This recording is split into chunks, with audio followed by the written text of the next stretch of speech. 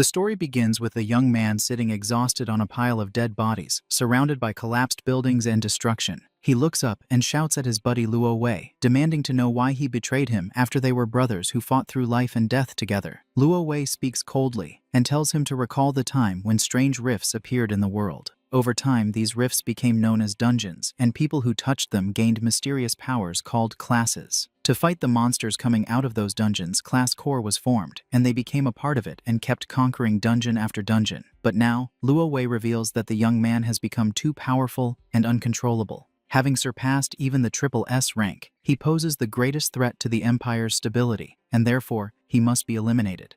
To maintain order, the supreme power must remain with the royal family. Listening to this, the young man, with rage in his eyes, accuses Luo Wei of using this as an excuse to slaughter his family and comrades. Luo Wei simply responds that he is just acting for the stability of the empire, and before the young man can react, Luo Wei triggers a powerful explosion. He reveals that he had already tampered with the young man's armor long ago, and that the explosion will inject a compound poison into his wounds. He coldly states that after such a demanding Triple S rank battle, the young man now lacks any strength to resist him.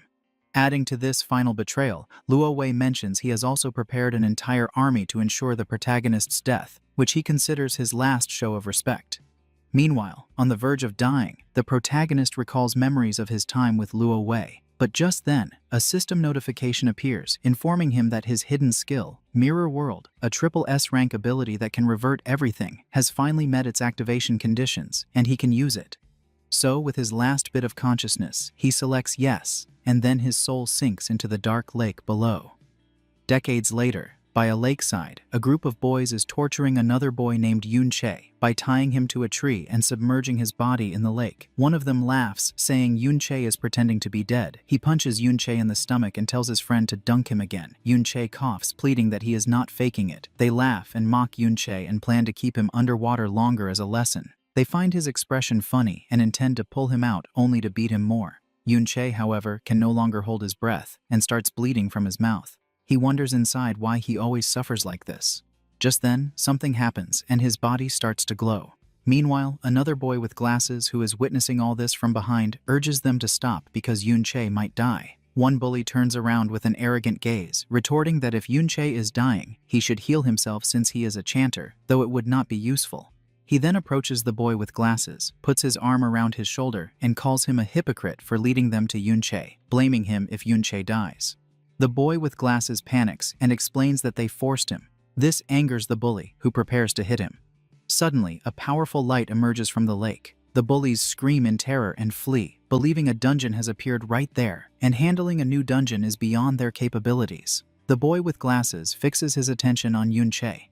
Seeing that he is still submerged in the water, he starts running toward the rope because he knows he has to save him. At that moment, the lake dries up completely and monsters begin to appear. The boy with glasses starts to untie the knots, but while he is distracted, one of the monsters lunges at him. Mysteriously, Yun Che, the boy who was tied up, suddenly grabs him by the clothes and pulls him out of the attack's path. Then, he extends his hand and uses a skill called Glacial Impact.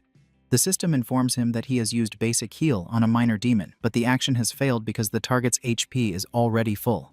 The boy with glasses panics, not understanding why Yun Che is healing the monster. Right then, the monster tries to attack again. The boy with glasses summons a shield, blocking the attack just in time.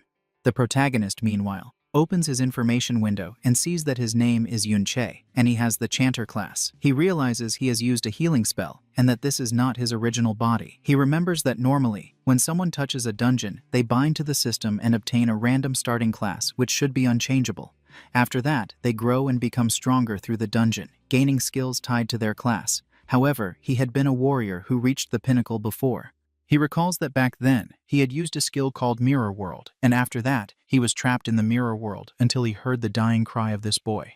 Now, he comprehends that he has been revived in that boy's body. This is not a happy thought, but he still thanks the boy for giving him a chance at revenge. Meanwhile, the boy with glasses informs Yun Che that the monsters are surrounding them and asks for immediate help because he can only handle 3 at most.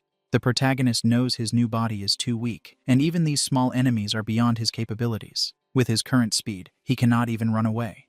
Opening his skill window, he realizes all his skills are useless. Basic Heal restores 1 to 4 HP to a target, and Entangling Vines summons vines to immobilize a single enemy with a low success rate. The Chanter class is too specialized, with its strengths only in support, and it is outclassed in every other role. It is no wonder this class is always looked down upon. For now, with his old combat instincts, he can only resist briefly. He keeps dodging the monster's attack, knowing he needs a quick way out because he will die if his stamina runs out. Now, the hidden skill Mirror World is his only hope.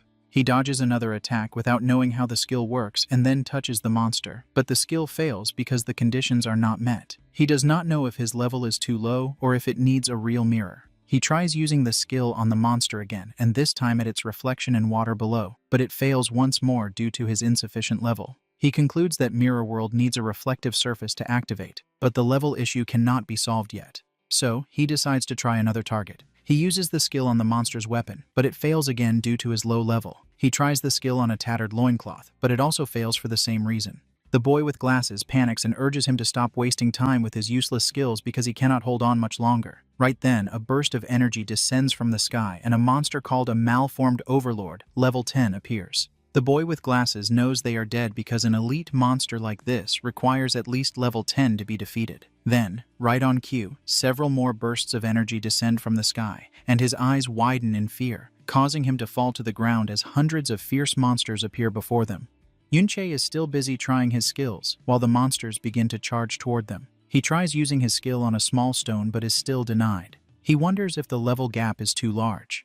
Then, he decides to use his skill on the makeshift shield of the boy with glasses, but the system informs him that it has failed because the skills of others cannot be reversed. This makes him smile. If the system says he cannot reverse others' skills, then this means he can reverse his own. He then immediately uses the skill on his own Entangling Vines skill, and the system reveals that Mirror World has successfully reversed his Entangling Vines and turned them into Chaotic Thorns. Yunche uses Chaotic Thorns, causing thousands of thorns to erupt from the ground. When one of the monsters tries to attack, another monster surrounded by a red aura strikes it, saving the boy with glasses. The boy is confused, not knowing what is happening, but Yunche realizes that the skill's effect has been completely inverted. The Entangling Vines skill normally just entangled a single enemy with a low chance of immobilizing it, but its reversed upgrade, Chaotic Thorns, now cause thorns to lash out at a target with a low chance of inflicting confusion. The monsters are now attacking each other due to the confusion status effect. Yunche cannot help but smile, realizing that a useless skill has become powerful after being reversed. Now, with a grin on his face, he contemplates what would happen if he reversed the rest of his skills. Mirror World truly lives up to its reputation as an SSS rank hidden skill. It not only reverses the effects of skills but also applies an overall enhancement. Yunche realizes that if he had used the non-reverted version of his Entangling Vines skill, the success rate would be low and the duration would only last a second at most, not reaching its current potency. He grabs a sword stuck in the ground and wonders what would happen if he reversed his remaining skills. He then looks at his skill, Empowered Strike. This skill costs 20 mana points, has a duration of 30 seconds, and grants a 5% attack boost to one unit, with the effect ending when the unit consumes mana points. When Yunche reverts this skill using Mirror World, it transforms into Trick Blade. The new skill costs 40 mana points, lasts 60 seconds, and grants a 10% attack boost for each consumption of mana points. He activates Trick Blade, and his sword begins to emanate a powerful aura. Trick Blade has 60 seconds remaining on its duration. He understands that each skill use now grants a 10% boost in attack power. The potential seems incredible. Yunche levels up, now reaching level 6. He notices that many monsters have died from their own infighting, and realizes these monsters give a decent amount of experience upon death. Just then, one monster tries a surprise attack, but Yunche reacts in time and blocks it. Yunche's attention is drawn to his own HP bar, which shows 480 HP and 120 mana points. He realizes that leveling up fully restored his mana points. While the monsters remain chaotic, he decides to test Trick Blade. Yunche activates Chaotic Thorns, consuming mana points. This triggers the effect of Trick Blade, causing a rapid decrease in his mana points while his attack repeatedly increases by a 10% boost with each consumption. He now has 12 mana points left, but his Trick Blade has resulted in a 120% attack increase with 44 seconds remaining on its duration. His eyes begin to gleam as he fixes his attention on one of the monsters charging towards him. He realizes this skill breaks all conventions by allowing him to reach 2.2 times his attack power so easily. When the monster attacks, Yunche deflects the blow, moves behind it, and deals a deep gash on its back and then its stomach. Qiao Ji, the one with glasses, is in shock. He cannot believe this is Yun Che he is observing. He wonders how a level 5 chanter could have such capability, and since when chanters possess such skills. Yun Che continues to fight the monster. With his level 6 stats, 120 mana points, and 1 mana point regeneration per second, he realizes he could theoretically reach 2.3 times his attack power. In an instant, he defeats that monster and cannot help but smile. He realizes that with his current strength he can barely handle level 11 elites. At that moment, a hand emerges from the ground. Yun Che's attention fixes on it as a level 21 monster called a battlefield chimera emerges from the ground and begins to roar. It turns and massacres the smaller monsters in a single move. Qiao Ji's eyes fill with fear. On the other hand, Yun Che feels somewhat surprised to see a hidden level 21 boss in this dungeon. The boss begins to charge toward Yun Che when he tries to use Chaotic Thorns. The skill fails as the monster is immune to chaos.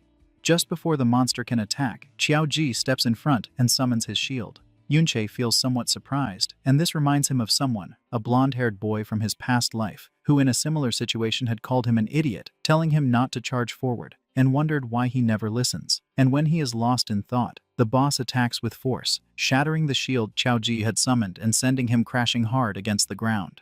Yun Che rushes towards him. He extends his hand and begins to use his skills. He activates Basic Heal on Qiao Ji, which restores 1 HP. This consumes mana points, leaving him with 54 points. He activates Trick Blade that grants him a 10% damage boost. Immediately after, he activates Basic Heal again on Qiao Ji, this time with a critical hit that restores 5 HP. Yun Che's mana points reach 1, and he realizes that his Chanter class healing skills are truly pathetic and asks Qiao Ji if he has any health potions. Qiao Ji says he has an emergency one and Yun Che tells him to drink it. Meanwhile, his Trick Blade now has 8 seconds of duration left and the boss seems busy killing the other monsters. Yun Che knows he is not yet a match for this boss, but the mobs are almost all dead. He has a plan in mind. Showing his blade, he asks Qiao Ji to hold on for a minute as he is going to finish off the monsters, leaving Qiao Ji somewhat surprised. Yun Che moves like a thunderclap, slicing the monsters to pieces. The duration of his Trick Blade reaches 0. Yun Che levels up, restoring his HP and mana points to full. He activates Trick Blade again and keeps using Chaotic Thorns repeatedly. Each consumption of mana points triggers the effect of Trick Blade, increasing his attack by 10% with each activation. He knows he needs at least a 400% attack boost to defeat the boss. He begins to slaughter more monsters, leveling up again. He realizes he has to cast Chaotic Thorns 40 times in 50 seconds to reach level 10. On the sideline, Qiao Ji is in shock, unable to believe what his eyes are seeing. Yun Che keeps leveling up. The boss prepares to attack, but Yun Che begins to glow. He is now level 12 and his Trick Blade has a 510% boost and a duration of 9 seconds, which is more than enough to face this boss. Yun Che moves like lightning, cutting off its arm, then appears behind it and launches a chain of slashes, causing the monster terrible pain. Just before it has time to react, Yun Che slices its body to pieces. In the blink of an eye, he has defeated a level 21 boss that had over 10,000 HP. After killing this boss, Yun Che gains 3 levels, now being level 15. Qiao Ji is in shock and does not know if he is dreaming, wondering if a level 5 chanter has just solo cleared an entirely new dungeon. Now that the Dungeon Lord has been defeated, the dungeon is cleared. He approaches and asks Yun Che if it is really him. The monsters drop items, and the system prompts Yun Che to collect them. Qiao Ji wants to know how Yun Che has suddenly become so strong. Instead of answering, Yun Che looks closely at Qiao Ji and then asks what his relationship is with Qiao Benben. Qiao Ji stammers in shock because he does not know how Yun Che knows his great-grandfather's nickname. Yun Che feels somewhat surprised to learn that Qiao Ji is actually the great-grandson of Qiao Benben. He begins to remember Qiao Benben from his past, and his eyes fill with sadness because all the people he knew had been killed by Luo Wei. Just before Yun Che can ask more about Qiao Benben, Qiao Ji averts his gaze and mentions that it is not necessary to talk about him at that moment. Qiao Ji adds that if Yun Che does not want to answer his question about his sudden strength, he does not have to say anything, and there is no need to humiliate him like that. Yun Che feels a bit confused because he does not understand what is happening. Qiao Ji states that although he does not know why, Yun Che has been hiding his true strength all this time. He advises that they should return to school since the next day the school will organize a visit to the Modern History Memorial Hall, and skipping classes would get them noticed. Yun Che cannot help but clench his fist tightly and feel anxious. He thinks that if he investigates too much, he could become suspicious. Yunche considers the Modern History Memorial Hall and believes it should have records of what happened after his death. The next day, they board the subway on their way to school. The students are very excited. Yunche observes that times have changed a lot. After being dead for so many years, the world has mutated enormously. He cannot believe they now use products from the dungeons to power carriages. Many things have appeared that he has never seen before, though he remembers seeing some of them in dungeons in the past. He opens his system inventory and wonders if not only items dropped by monsters can be taken out of a dungeon. He equips the Chimera Bone Ring, a level 14 ring formed from the rib of the Dungeon Lord, the Battlefield Chimera. It allows the wearer to attach a chimera limb to their body. He also takes the Robust Physique skill book from his inventory. It is of excellent quality, a passive skill type, and its learnable class is universal. He recalls that before, only equipment like this and skill books can be taken out through inventory and can be bought and sold outside of dungeons. He then activates the Resilient Physique skill, a passive, permanent skill that reduces incoming physical damage, while thinking that things which could not be stored in the inventory after defeating the Lord should have disappeared along with the dungeon. But now this is not the case, and he does not know what happened after his death. Not long after, they arrive at the Modern History Memorial Hall. The first thing Yunche sees is the statue of Luo Wei, the supreme ruler of the kingdom, the emperor who ended the dungeon disasters. The teacher begins to guide the students through the hall. He explains that many students know that this very place more than 50 years ago had been the battlefield of that famous rebellion. The teacher states that back then, they were deeply afflicted by the dungeons, especially after the most terrifying SSS rank dungeon appeared, causing everyone to live in fear. He adds that King Luo Wei personally led the professional army on an expedition, and despite suffering heavy casualties, he finally conquered this terrifying dungeon. But just at that moment, he encountered a long-planned rebellion. Its mastermind, as everyone knows, was Yunche, the same man deeply trusted by the king, but who ultimately became an ungrateful traitor. Yunche cannot help but feel furious seeing that this is what history has become, as they were the ones who cleared the SSS rank dungeon and were the ones ambushed. The teacher clenches his fist and mentions that they cannot imagine the pain of being betrayed under such circumstances, but their king overcame this sorrow and fought with blood and courage. Finally, with the help of the hero Ding Kun, he successfully suppressed the rebellion. Yunche's eyes fill with curiosity upon hearing the name Ding Kun, and he wonders if such a person existed. Once inside, the bullies who had been torturing Yunche at the lake appear. They feel somewhat confused to notice that Yunche and Chaoji are still alive. They wonder how this is possible since they had been dragged into the newly formed dungeon. Their leader, Ding Shu, mentions that the dungeon must have been cleared, and he thinks that for a new dungeon to be cleared so quickly, a master must have been nearby. According to him, Yunche and Chaoji were incredibly lucky to have found that master. Yunche's attention fixes on them, realizing they are the ones who tortured the owner of his body. Everyone begins to approach Ding Shu to find out what he is talking about. They react with total disbelief, wondering if he really encountered a new dungeon and, more shockingly, survived a disaster within it.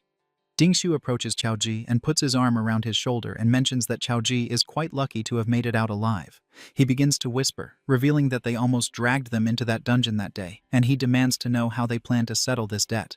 Chaoji panics and makes it clear that it is Ding Shu's fault. He threatens to report him, accusing him of almost causing his and Yunche's deaths. Ding Shu grabs Chaoji by the head and questions what is going through his mind, realizing that Chaoji does not seem to have any idea of the situation at all. Ding Shu forces Chaoji to look at the statue in front of them and observe his ancestor being trampled upon by the hero. He reveals that Chaoji is the descendant of the traitor Chao Ben, and he asks if Chaoji really thinks anyone would take his side. Ding Shu begins to shout, saying that Chaoji can insult him but cannot insult his ancestor, leaving poor Chaoji in shock. Everyone starts to gather around, knowing that Ding Shu's grandfather is the hero Ding Kun. Upon hearing this, Yunche's eyes begin to gleam with rage. For other students, it is the first time they get to know that Chaoji is the descendant of Chao Ben. To them, the descendant of a traitor insulting a hero is a sign of a world turned upside down. They recall that his ancestor Chao Ben slaughtered many people, and if the hero had not intervened, who knows how many more would have died. Ding Shu begins to feign anger, making it clear that he does not care what Chaoji says about him behind his back, but he cannot allow him to insult his ancestor to his face. The teacher approaches Chaoji, places a hand on his shoulder, and asks him to apologize. The teacher tells him that as his teacher, he has always been fair, and reminds him that the hero forgave his family in the past.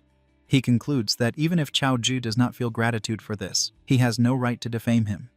After saying this, the teacher steps away. Ding Shu places a hand on Qiao Ji's head and reveals that if he gives him a beating in public, people will only cheer him on. No one is going to help a vicious dog that is being beaten, and besides, Qiao Ji is a particularly despised dog. He grabs Qiao Ji with the hair and asks if he really believes that he, the descendant of a hero, could be wrong. He prepares to hit Qiao Ji, but at that moment, someone kicks Ding Shu in the face, sending him to the ground. Qiao Ji's eyes widen in surprise. It is Yunqei, and his eyes are glowing with rage. Looking at that pathetic Ding Shu, Yunqei then questions aloud if the hero's family does not have time to discipline their brats. The students start recording the event on their devices, wondering if it is really Yunqei. They comment that he seems like a completely different person and cannot believe he has dared to strike Ding Shu. According to them, he is crazy. Some remember he was only level 5, the weakest in his class, so they wonder what has happened to make him dare to hit Ding Shu. They note he has no parents and has always been too gloomy to have friends, so they think he has lost his mind. Ding Shu wipes his cheek and makes it clear that Yunqei is just a punching bag who should be grateful that they are not coming after him. He cannot believe Yunqei has still dared to attack him while he was not paying attention. The next moment, he and his friends start charging towards Yunqei, but Yunqei moves like thunder, dodging their attacks and striking them before they can react. Ding Shu falls to his knees on the ground and starts spitting blood. The students begin to murmur among themselves. Ding Shu is in shock because he cannot believe how fast Yunqei is. The students feel somewhat confused because they do not know what has happened. They question how Ding Shu has been taken down again so easily, and if he is in fact a weakling. Ding Shu explodes with rage, unable to believe how a trash tier level 5 support can suddenly be stronger than him.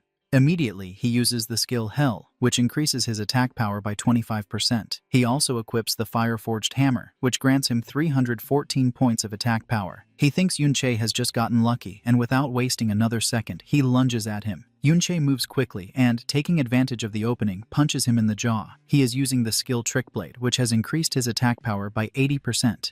Spitting blood, Ding Shu tries to understand how that is possible. Yunqei then kicks him, sending him crashing hard to the ground. The guard arrives and, seeing Yunqei stepping on Ding Shu, asks if there is a healer. The students are in shock seeing how fast Yunqei is. They remember he is only level 5. The guard makes it clear that fighting is forbidden inside the hall due to the risk of damaging something, and then asks the teacher why he cannot control his students. The teacher starts walking towards Yunqei. He states that Yunqei has not only insulted a hero, but has now also dared to assault his descendant. According to him, Yunqei is shameless. The teacher unsheathes his sword, and Yunqei's attention fixes on him. Yunqei uses the Chimera Bone Ring, and when the teacher tries to attack, his sword shatters into pieces, leaving everyone in shock. Yunqei mentions that they should set aside the discussion of who is shameless for a moment. He points out to the teacher that although he claims to be fair, he seems to have only listened to Ding Shu's side of the story. He directly asks the teacher if he is trying to curry favor with Ding Shu's family. The teacher tells him to stop talking nonsense, and then his gaze fixes on Yunqei's ring.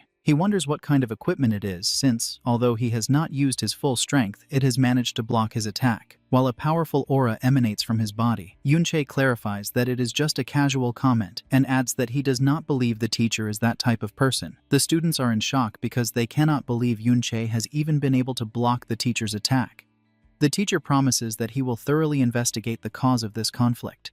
Internally, he wonders where Yunqei has obtained that kind of equipment and if he too has some kind of backing. Yunqei notices that his Chimera Bone Ring is already damaged by 37%. He reflects that despite being of epic quality, it is still just equipment obtained from a level 21 lord, so using it against the level 35 teacher is pushing it too far. Deciding not to escalate things, Yunqei asks the teacher to be expelled from the hall as punishment, along with Qiao Ji. Qiao Ji stands up and begins to follow Yunqei with a confused gaze. The students cannot believe that Yunqei has been able to block the teacher's attack and wonder if this is something a student can do. The teacher turns his attention to Ding Shu and asks his students if someone can use a healing spell on him. In the meantime, Yunqei and Qiao Ji leave the hall. Yunqei feels sad because he cannot believe that in the end no one has survived, and Qiao Benben was killed long ago by that so-called hero. He looks at Qiao Ji and he thinks that if he asks him anything now, he will answer without thinking. He coughs and mentions that his knowledge of history is not very good. So, he asks Qiao Ji to recount the specific deeds of the hero Ding Kun. Qiao Ji becomes nervous, mentioning that although he is not sure if he remembers correctly, it seems the hero Ding Kun discovered the great villain Yunqei's conspiracy beforehand. He recounts that Ding Kun prepared an ambush near the triple S rank dungeon to provide support. And that is how the entire rebellion crisis was resolved. Yunche feels somewhat surprised. He begins to remember his past life and how they were ambushed. Chaoji explains that the hero Ding Kun aspired to solve the dungeon crisis since he was young and always trained hard for it. After being promoted by the king, he fought across the country for years, saving various places from crises, like the very famous Great Cataclysm of Winterfell City. Yunche begins to gaze at the ground and ponder. The image of his past self standing on a mountain of corpses comes to his mind. With a sad expression, Yunche asks about the sword held by the hero's statue. Chaoji explains that it is the Flowing Cloud sword and adds that, as the story goes, it is the sword the hero used to execute the traitor Yunche. It is a top-tier piece of equipment. Yunche's eyes begin to glow with rage because they have not only stolen his glory and achievements, but have even taken his sword. Standing there, he immediately decides that he will kill Ding Kun first. Outside the Ding family compound, several high-level warriors patrol the area. Suddenly, the eyes of one guard begin to glow as his attention draws to something in the distance. Not far away, he sees Yunche and Chaoji slip into an alley. He decides not to pay much attention, thinking they are just passing through. Yunche notices how alert the man is and wonders if he has a scout skill. Chaoji suggests to Yunche that they should just leave. He argues there are too many guards and that even if they sneak in, the moment Ding Shu returns, they will be caught. Although Yunche wants to go and directly kill the hero Ding Kun, he knows it is not possible. Chaoji explains that Ding Kun spends all his time in a high-level dungeon. Unlike in Yunche's past life, one cannot freely enter and exit dungeons now. The high-level ones are all guarded by the military, and a special pass is needed to enter. However, he is sure that Ding Kun's family must have such a pass in their home. Yunche asks if it is necessary for their family to keep so many guards, considering they are just one of dozens of branches descended from Ding Kun. Chaoji reveals that after all, they are descendants of a hero, and that they also have a dungeon within their property. Yunche's eyes widen in surprise to learn they have a dungeon at home. Chaoji mentions that low-level dungeons have long been bought and sold privately, but this is not something people without power and influence can even dream of. Ding Shu has guards with him all the time, so he can farm monsters and level up whenever he wants. In contrast, ordinary students like them can only do so during the school's dungeon practicals, where they even have to fight over the monsters.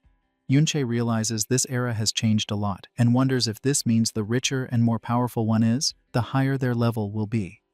Chaoji nods, revealing that an ordinary person usually graduates from school between level 15 and 20. Since many have no access to dungeons after that, they remain stuck at that level. If one gets a job related to dungeons, like a miner or a ranger in a national dungeon, they might reach a level close to 30 by middle age. In contrast, guards like those at the Ding family house can use their family's dungeon, allowing them to be around level 30. To reach a higher level, one generally must be recruited by the army or enter an official organization like a guild or a military academy through school assessments. Only then can one access higher-level dungeons. Yunche knows that if he wants to become stronger, that pass is essential. Chaoji suggests they just leave, arguing the level gap is too large, and no matter how skilled Yunche is, he would be no match for those guards. Yunche is aware his current strength is far from enough to kill that hero, let alone the Supreme King Luo Wei, who is under layers of protection. However, he knows the scouting skills one can learn around level 30 are generally small area skills like Eagle Eye, Enhanced Hearing, or Spirit Summoning. These are not enough to cover the entire mansion compound 24 hours a day. Besides, this is not a life-or-death dungeon, and most guards are very complacent. He concludes it is more than enough for him to get in. Chaoji panics. Yunche takes a leap and gets onto the wall, thinking that compared to the flawless scouting and high-level dungeons of his past life, this is much more relaxed. Chaoji makes it clear that even if they get inside a private dungeon like this, they could be killed without any consequences. Yunche grabs Chaoji with the shirt and asks if he does not want to change his life. Chaoji admits that he does, but he had planned to do it after joining a guild. Yunche then asks if he really believes a guild can change things for him. Chaoji's eyes fill with sadness. Yunche pulls him up onto the wall and makes it clear that a person's destiny can only be changed in the present, not by betting on a what-if he is not sure of. Yunche is not going to pass up the dungeon right in front of him. He decides to let Chaoji decide for himself if he wants to follow. Chaoji begins to sweat, and Yunche ponders, wondering if the descendant will make the same choice as his ancestor. After a moment of internal struggle, Chaoji stands up, deciding he simply cannot let Yunche go to his death alone. Yunche tells him not to make a sound, explaining there are no traces of a summoning-type scouting skill in this area. Therefore, as long as they keep their voices down, avoid the guard's line of sight, and seize the right moment, they can easily get in. Yunche grabs Chaoji and, Following his plan, they manage to enter the Ding family compound.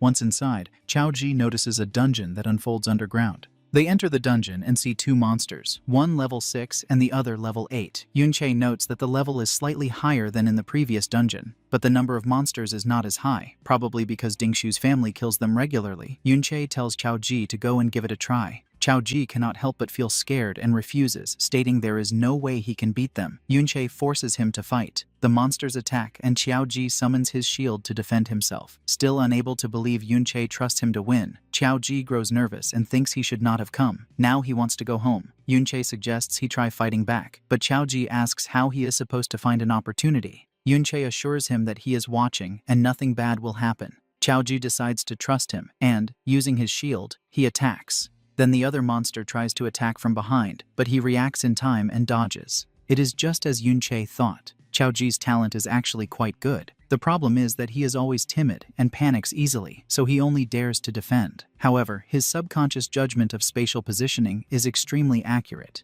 Because of this, it always seems like he is in a dangerous situation, but he does not lose much health. Chao Ji attacks the monster, but his shield shatters into pieces. Yunche moves like thunder, killing the monsters. Chao Ji is somewhat surprised to find he has leveled up. He is now level 7. Yunche explains that experience is distributed according to contribution, and that if he did not unbalance the monsters, he would not get much experience, since Yunche was the one who killed them. Yunche then draws the Crescent Bone Blade, a weapon formed from the condensed resentment in a leg bone, from the Dungeon Lord, Battlefield Chimera, which increases his attack power by 62, and his spiritual attack by 11. Yunche notices that Chao Ji's movements are very agile and asks him how he distributes his attribute points. Chao Ji reveals that except for spirit, he generally adds them evenly. Yunche recalls that shield bearers do not usually add points to agility. Chao Ji explains that if he does not, he finds it difficult to find a party at school. He clarifies that no one wants to wait for a slow shield bearer, as by the time he arrives, the others would have already taken all the monsters. Yunche lets out a sigh and explains that Chao Ji needs to have a long-term perspective. He clarifies that advanced class promotions after level 60 have attribute requirements. He gives the example of the Bastion Fortress class, which requires 60 stamina and 90 defense points, concluding that he cannot just add points randomly. Chao Ji mentions that the highest an ordinary person would ever reach in their life is level 40-something, and wonders how he can even think about level 60, as that is S rank. Yunche places a hand on his shoulder and with a smile tells him that from that moment on, he can start thinking about S rank, or things far beyond S rank. That said, he also needs to start planning his own class advancement. He reflects that his support class has only been viable thanks to the hidden skill Mirror World, and that if nothing unexpected happens, he will probably change to another class. He keeps checking his skills, and gets shocked to realize something stunning, that his Mirror World skill can be leveled up. They keep exploring the Ding family's private dungeon. Yunche spots monsters and attacks them with surprising speed using his Trick Blade skill to boost his attacks. The skill ends just as he strikes a level 17 zombie greed demon, leaving the monster alive but showing both the power and limits of Trick Blade in long battles. Yunche's mana and stamina run low, and after the monster dies, he realizes his body cannot handle extended fights. The battle yields huge rewards, with Yunche gaining 2 levels to reach level 17, along with increases in health, mana, and attribute points. He also obtains 2 shadow creature souls from elite zombies, which give his SSS rank Mirror World skill 2,000 experience points, confirming the skill can be leveled up. After collecting items and feeling pleased with his progress, Yunche suddenly senses danger and moves to higher ground. There, he notices Ding family guards patrolling more frequently. Below, Chao Ji, now level 8 with new gear, nervously suggests they stop because there are fewer monsters and higher guard alertness, making it too risky. Yunche agrees. He knows fighting now would be difficult, requiring constant watch on the guards and careful use of Trick Blade. With his current power level and increased security, the risk feels too high. He then looks at a new skill book he has just obtained, Brick Spell, which creates mana bricks. He immediately reverses it with Mirror World, and it becomes Phasing Void technique, making brick-size objects intangible. He realizes not all reversed skills are for combat, as some have subtle non-fighting uses. Checking his Mirror World skill, he sees it needs 30% more experience to level up. Standing on the cliff, he thinks about the amazing power reversal gives him and feels more determined, imagining how much stronger he will become when it levels up. With glowing eyes, Yunche makes a new plan. This dungeon offers unique mirror world experience from its monsters, and he figures killing the boss could level the skill to level 2, a reward too good to miss despite the guard risk. They move quietly through the cave, hiding behind rocks. Because here, guards are using detection skills more often, making their position dangerous. Yunche cautiously peers ahead and sees their target, a massive shadowed figure on a throne bound by thick glowing purple chains at the top of stairs, with many guards protecting it. This is the dungeon boss. From their hiding spot, Qiaoji is shocked to see a dungeon boss controlled like this. Yunche is less surprised, noting that their school's boss is also guarded, suggesting it is common for strong groups. Yunche scans the scene, seeing relaxed guards on the stairs, and focuses on the glowing purple chains binding the boss. Realizing they are powerful restraints, he quietly analyzes the situation. With so many guards, a direct attack on the boss would be suicidal and unwinnable, drawing everyone's attention. Yunche knows he cannot kill the boss with all the guards present, but he sees an opportunity when a guard wanders off alone. He decides to take them out one by one.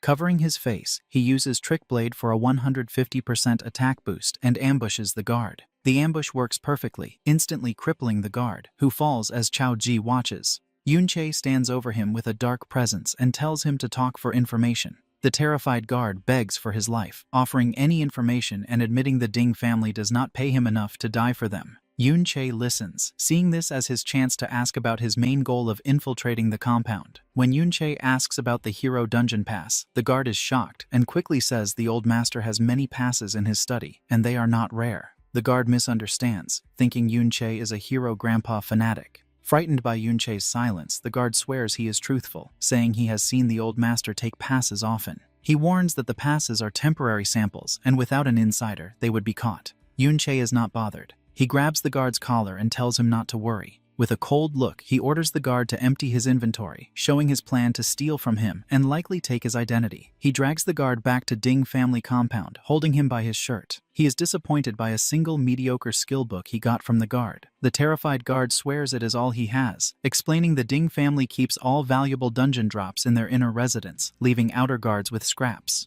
Yunche uses the skill book and learns Sunlight Baptism, a passive skill giving temporary defense after healing. He uses Mirror World to reverse it into Moonlight Blessing, a strong offensive skill granting temporary attack boosts after healing. The guard points to the lavish Ding inner residence, explaining outer guards like him cannot enter without direct summons. He says security is extreme, and except for Ding Shu, everyone inside is over level 50 with top gear, making outer guards unneeded. Yunche holds the guard closer and asks if the pass is in the residence. The terrified guard confirms it, adding that the powerful family head, level 42, is also there, a foe Yunche cannot beat. He details the family's strength. The current and second family heads are level 42, the third family head is level 52, and the old master is level 57. He warns that if the two strongest members return, it would be impossible for them to enter. After getting all the information, Yunche knocks the guard out. He has Qiaoji wear the guard's armor as a disguise and wait for his signal. Since the powerful family head is safe inside, Yunche plans to lure him out instead of confronting him directly. He goes back in the dungeon and observes the boss. He understands the Ding family uses high-level chains to keep the boss alive, creating a permanent private farming spot.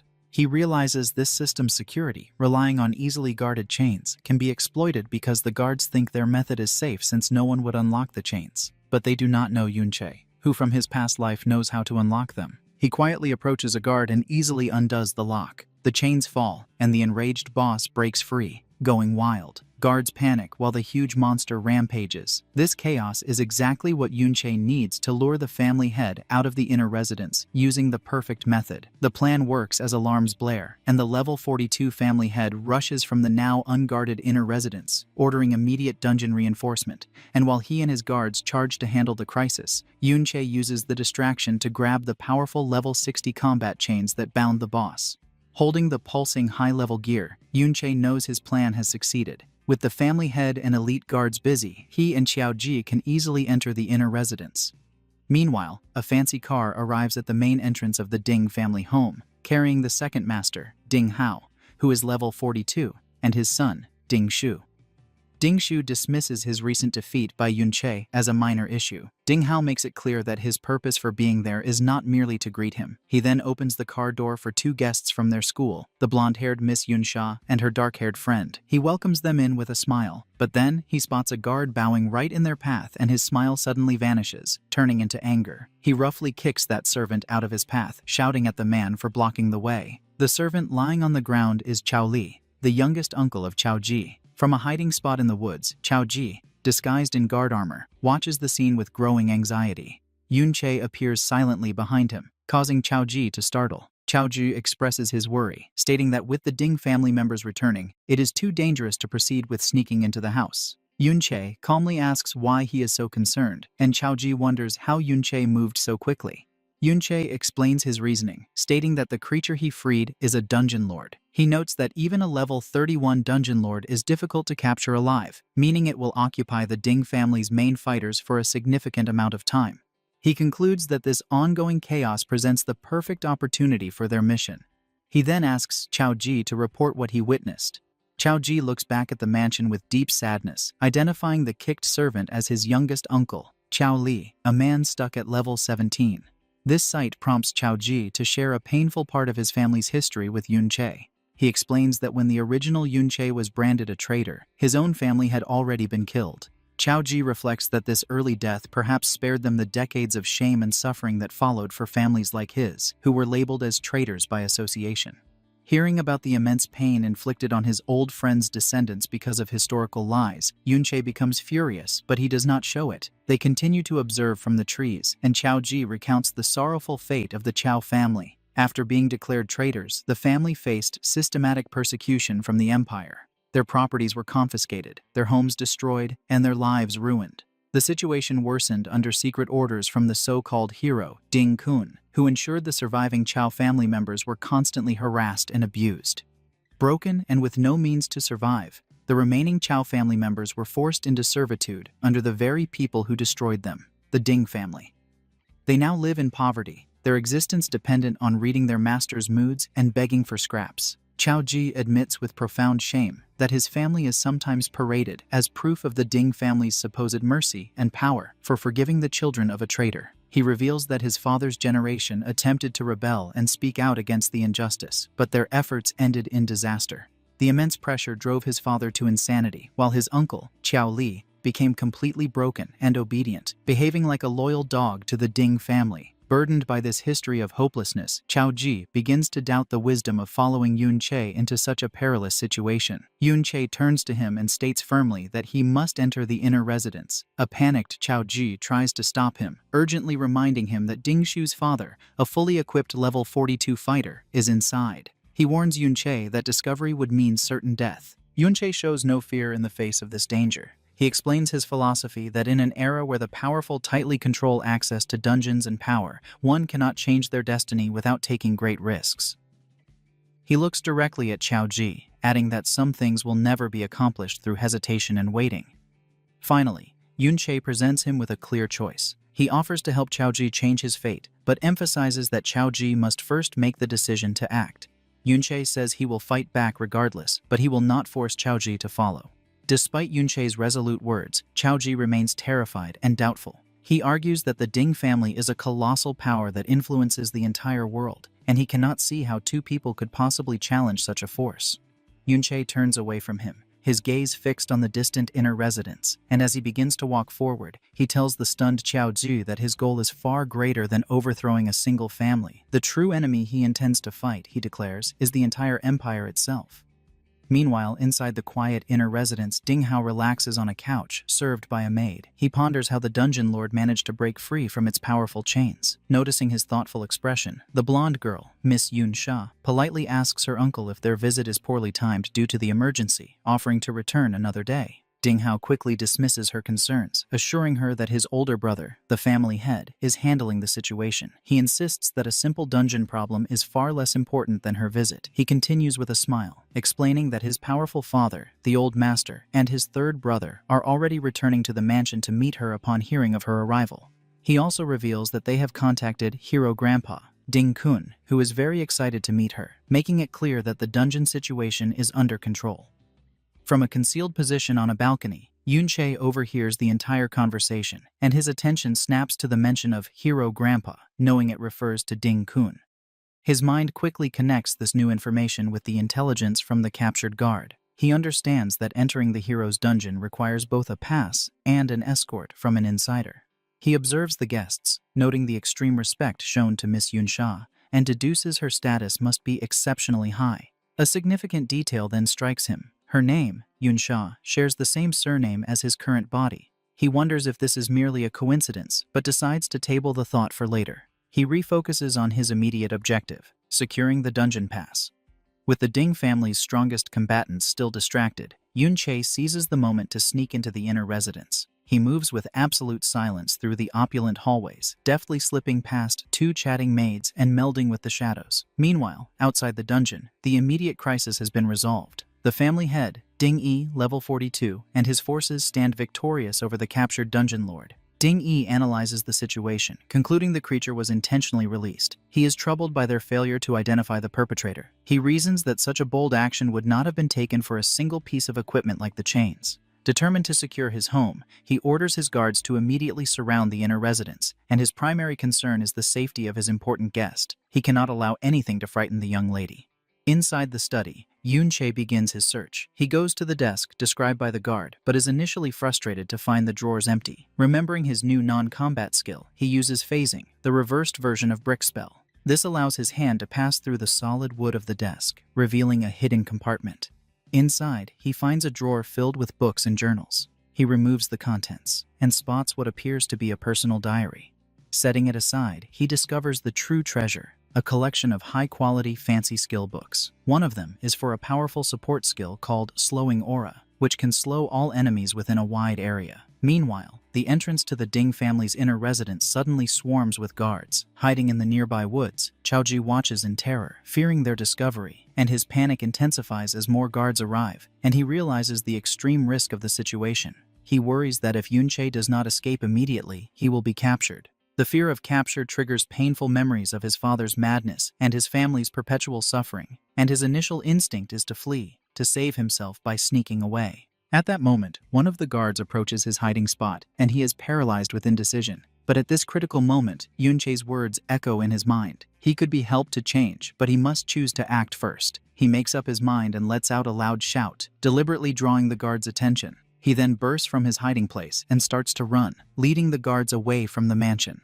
He has made his choice. He will act as a diversion to ensure Yunche remains undiscovered. From inside the mansion, Yunche witnesses Chaoji's courageous act. With the guards successfully distracted, he smashes a window and leaps out. He feels a surge of pride, realizing his friend has finally conquered his fear and chosen to fight for his own destiny. To aid Chaoji's escape, Yunche creates an even larger distraction. He lands boldly among the guards, taunting them by boasting that he has stolen the chains and skill books, daring them to try and reclaim the items. Enraged, the guards immediately abandon their posts and give chase. While running, Yunche uses the newly acquired Slowing Aura skill. However, thanks to Mirror World, the skill is reversed upon activation, becoming Accelerating Aura, which greatly increases the speed of himself and any nearby allies. The family head, Ding Yi, observes their flight and notices something strange. Instead of fleeing away from the estate, they are running directly back toward the dungeon. Recognizing the danger, he countermands his order, commanding 2 squads to break off the pursuit and return to protect the dungeon lord. Chaoji, now running beside Yunche, is completely bewildered. He asks why they are heading toward the danger instead of away from it. Yunche explains his master plan. He reasons that with so many guards having come out, the dungeon lord should be under control. Containing such a powerful boss would have been a tremendous battle, meaning the creature's health is now at its absolute lowest, leaving it critically weakened. Yunche checks the status of his ultimate skill, Mirror World, and sees it is on the verge of leveling up. With his eyes glowing with purple energy, he knows exactly what he must do. Killing this weakened dungeon lord will provide the final, massive surge of experience needed to advance his most powerful ability to the next level. Back in the Ding family's lavish sitting room, Miss Yunsha sips her tea and politely tells her host Ding Hao that he can attend to the commotion outside. Ding Hao smiles confidently and dismisses the noise as a mere thief, assuring his guest that his brother, Ding A, can handle it easily. However, the situation in the dungeon is far from easy. The first patriarch, Ding A, tries furiously to regain control. He yells at a guard for being slow and orders him to go around directly after the rampaging dungeon lord. Seeing Yunche zip past, Ding-E commands his fastest units, the rogues and archers, to follow him and pursue the intruder at all costs. Their efforts fail completely. Yunche moves with incredible speed, leaving them far behind. He knows his advantage comes from putting half his attribute points into agility. Combined with his reversed acceleration skills, he is so fast that only specialized level 30 rogues or archers can possibly keep up. He easily reaches the main chamber where the skeletal overlord is surrounded. The beast is heavily wounded and crippled, with guards struggling to cast a containment spell on it. Yunche sees his plan works perfectly. The boss is at its weakest point. With a surge of purple energy, he prepares to deliver one decisive blow to finish the weakened dungeon lord. Guards around the overlord spot Yunche and shout an alarm, scrambling to block his path. Before they can form a proper defense, Yunche unleashes chaotic thorns. Purple thorny vines erupt from the ground, lashing out at them. The guards are bewildered, having never seen this skill before. The thorns try to inflict a status ailment, and while humans usually resist such effects, Yunche's skill is unnaturally potent. Several guards fail to resist and become afflicted with confusion.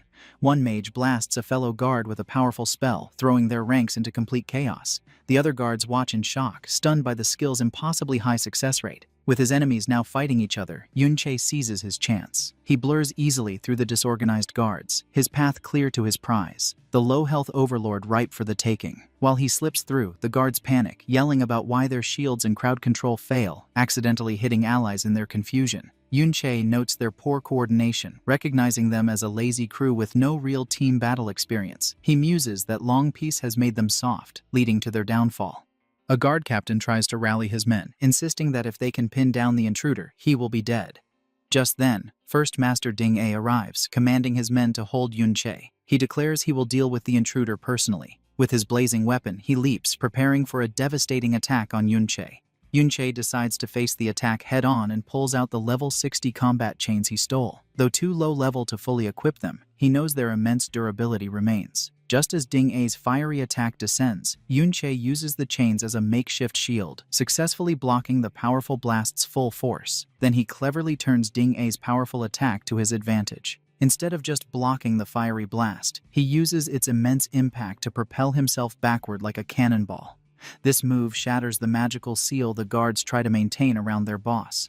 He lands perfectly before the crippled dungeon lord. With a final taunt, he cheekily thanks the enraged master for the ride. Before the guards react, Yunche declares he will steal the overlord's experience. He unleashes a powerful finishing blow, striking the weakened beast and ending its life. The payoff is immediate and huge. Yunche gains a staggering 3 levels instantly, jumping to level 20 and receiving 9 new attribute points. Most importantly, the dungeon lord's massive experience maxes out his hidden skill, Mirror World. A system notification confirms the skill is upgraded, finally reaching the coveted level 2.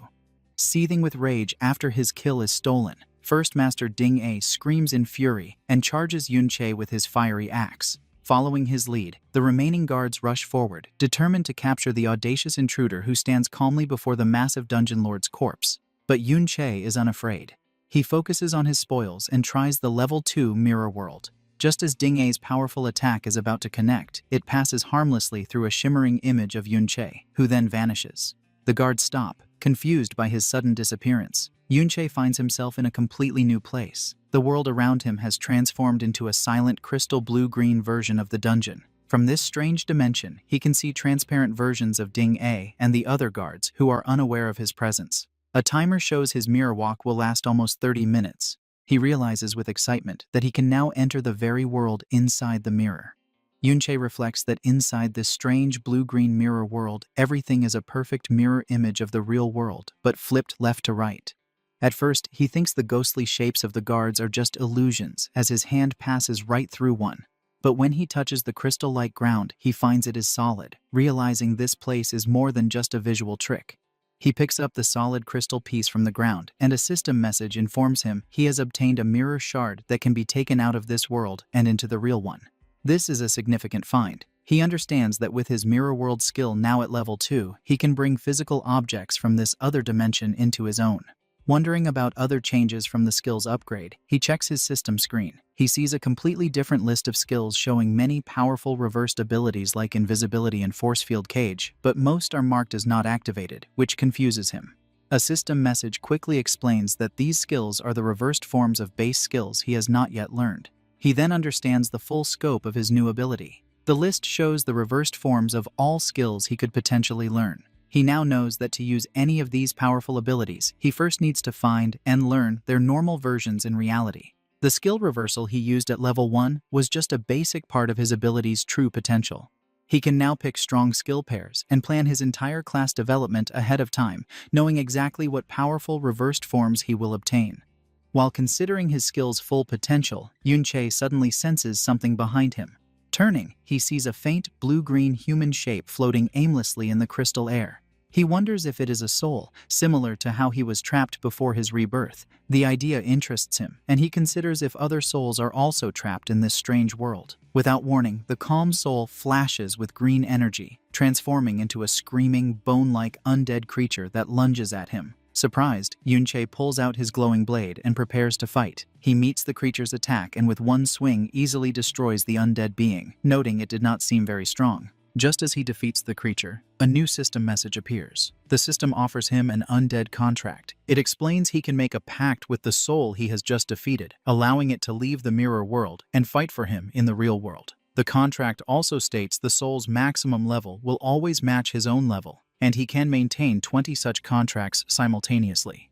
This unexpected event makes Yunche contemplate this new power's implications. The level 2 upgrade to Mirror World is a game changer, allowing him to bring not only items, but also an army of undead from the Mirror World into the real one. Looking at the vast crystal landscape full of possibilities, he finds the idea very compelling.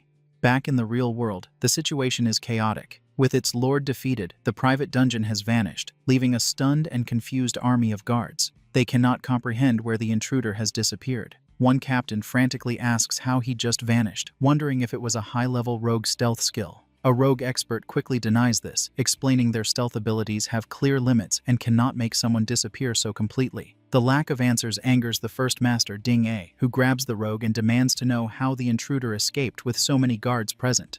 Having lost his valuable private dungeon, he takes his frustration out on his men, grabbing the man's face and yelling that if they cannot find the responsible person, they will have to repay him for the loss. Meanwhile, Yunche's time in the mirror world is ending. Soon his mirror walk timer counts down, and he wonders where he will reappear. He gets his answer a moment later when he materializes back in the real world in the exact spot where he vanished. The angry Ding A spots him immediately and roars for his men to capture him. Facing this renewed assault from the Ding family's fighters, Yunche remains perfectly calm. He holds up a hand, a swirling green light glowing within it, and tells them not to be so hasty. He states that after being outnumbered for so long, it is now his turn to have the numerical advantage. With that, he activates the power he just gained from the mirror world. A flood of spooky skeletal warriors bursts forth, forming a frightening undead army that rushes towards the shocked guards. The guards react with pure terror as they wonder what these ghost-like figures are and if they are actual ghosts. The first master, Ding A, tries to quell the growing fear. He yells at his men not to panic, insisting the creatures are just common undead monsters he has encountered many times before. One guard engages a skeletal warrior, preparing for a tough fight. However, he is surprised to see a health bar appear above the creature, identifying it as an undead skeleton warrior at level 20. Despite this revelation, fear remains potent. Ding A's face twists with rage at his men's continued hesitation. To motivate them, he promises a monetary bonus to everyone who attacks and captures the intruder. The prospect of a reward seems to restore their courage. But as the guards shift their attention from the undead army back to Yunche, they discover he is no longer there. Confused, they look around, unable to locate him. Having used his newly summoned undead as a distraction, Yunche has already escaped the central area. He judges that his current army is still too weak to be truly effective. He knows that if he could find and contract stronger souls, the disorganized guards would be no match for him. However, he is limited by what was available. He has already made contracts with the 20 strongest souls he found in the small area he explored within the mirror world. He also realizes his exploration of the mirror world is not endless. He encountered an invisible boundary that confined him within 200 meters of his entry point. This makes him understand that to find more powerful undead, he will need to enter the mirror world from different locations in the future. Just then, he spots that his friend Qiao Ji, who had been acting as a distraction, has been discovered hiding in the woods. One of the guards sneers at the disguised boy, teasing him about the reward he will get for catching him. Without hesitation, Yunche leaps from the shadows. He quickly and precisely strikes down the guard threatening his friend. With their path now clear, he grabs the stunned Qiao Ji and tells him they are leaving. Looking at the chaos he has created, with his undead army keeping the rest of the guards occupied, Yunche decides their mission is accomplished. It is time to return, escape the danger, and properly examine all the new gains from his bold raid on the Ding family compound. Inside the dungeon, the Ding family guards continue fighting the undead army. They attack the skeletal warriors fiercely, breaking their bones. One of them notes that the creatures are not very strong, but the guards' relief is short-lived. To their horror, a defeated skeleton instantly reforms, completely unharmed. They keep fighting only for the skeletons to revive endlessly. And just when the guards' spirits are breaking, Ding Ge, the strong level 52 third head of the Ding family, appears calmly smoking. He realizes the skeletons are summoned creatures, and that reviving them uses their summoner's magic. With a confident smile, he concludes they just need to kill the skeletons repeatedly until their master runs out of energy. Sometime after the chaotic attack, the old master returns. This powerful head of the family with a long white beard immediately asks if their important guest, Miss Yunsha, has left.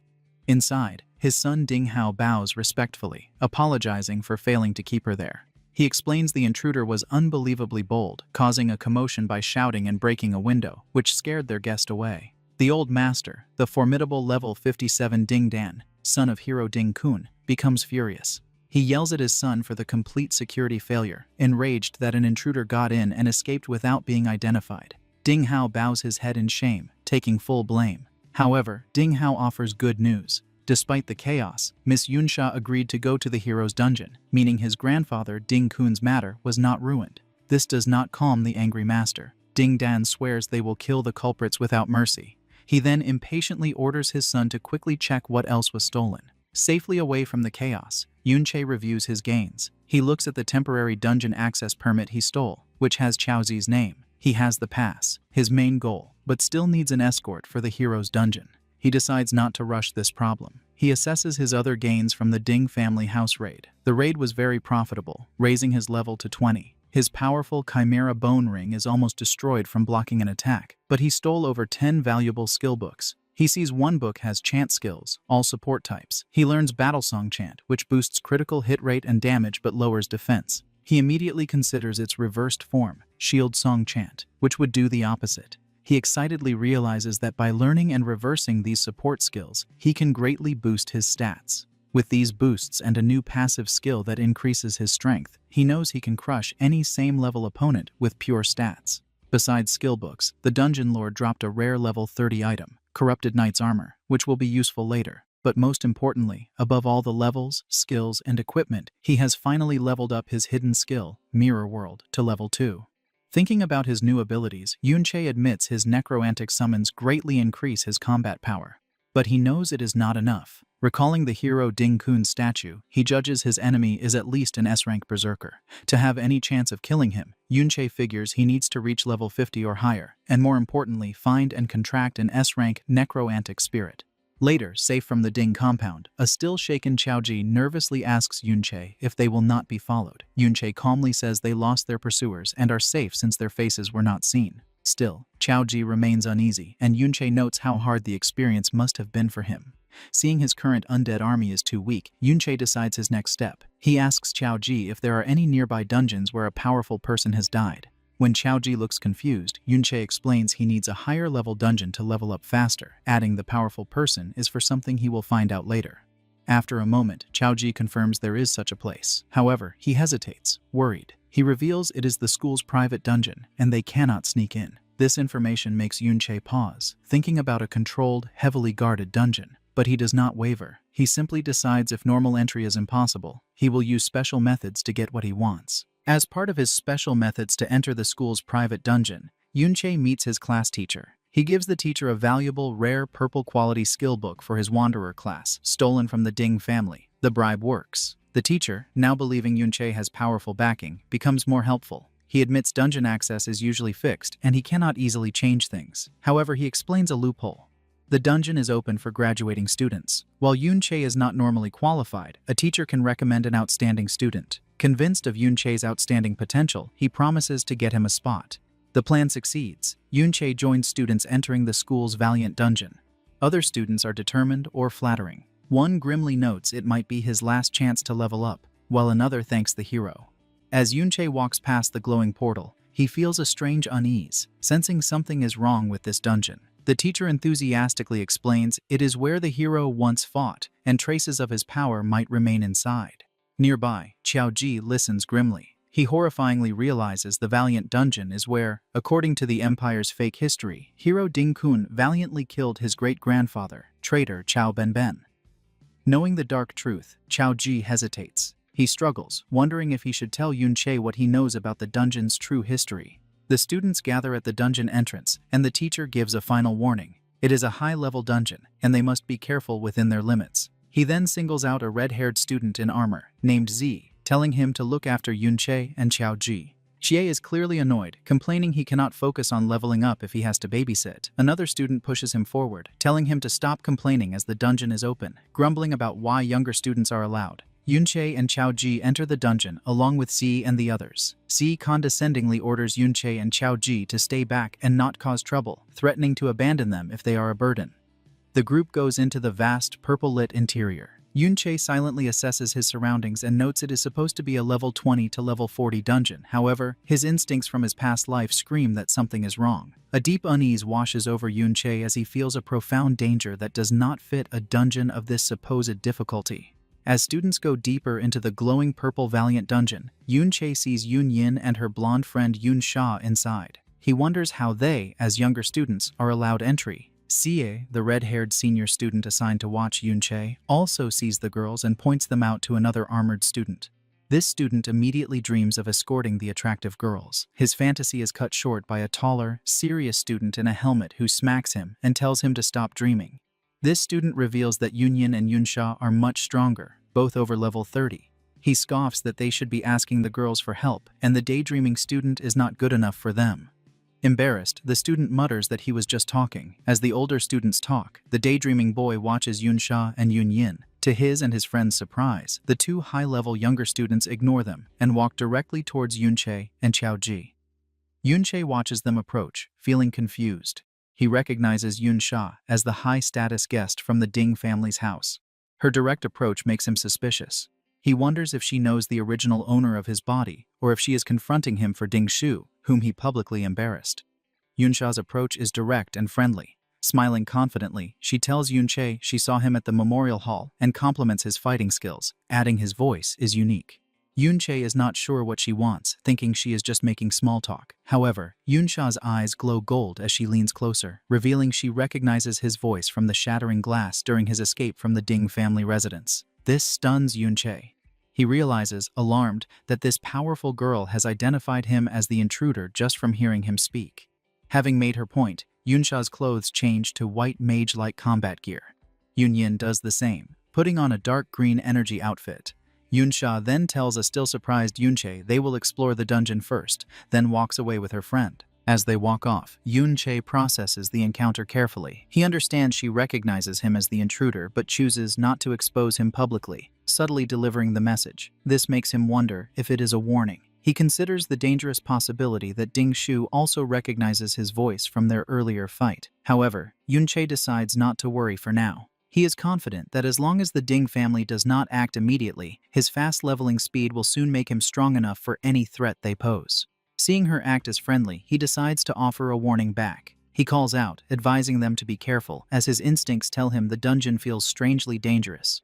Yunsha stops and seems to agree, telling her friend the place feels odd. She reflects that given her high level, the dungeon should not feel so unsettling. With a final knowing smile at Yunche, she thanks him for the warning before she and Yunyin continue. The brief friendly talk between Yunche and the high-level girls does not go unnoticed. The other older students watch in disbelief, gossiping about why the usually cold Yunsha is so familiar with him. Driven by jealousy, they surround Yunche, asking about his relationship with her and demanding an introduction. Not interested, Yunche cuts off their questions, announcing he and Qiaoji are leaving the group to explore alone. The older students are shocked by his overconfidence, warning him that as younger students, the level 20 monsters will surely kill them. To their surprise, their supervisor, Z, tells them to let the two go. He reasons that for Yunche to be friendly with someone as powerful as Yunyin, his own level must be high. When others protest, reminding him of their teacher's orders, Z's true motive is revealed in his thoughts. He aggressively reminds his friends of their real reason to find precious crystals. He does not want to share the loot, so letting them wander off is perfect. He finalizes his decision by callously telling the group to ignore them, reasoning they have distress signal guns if needed. As Yunche and Chaoji walk away, Z watches them with anger and jealousy. He cannot understand why a plain kid gets Yunsha's attention. His envy grows into dark malice. He concludes if Yunche is so overconfident, he deserves to die.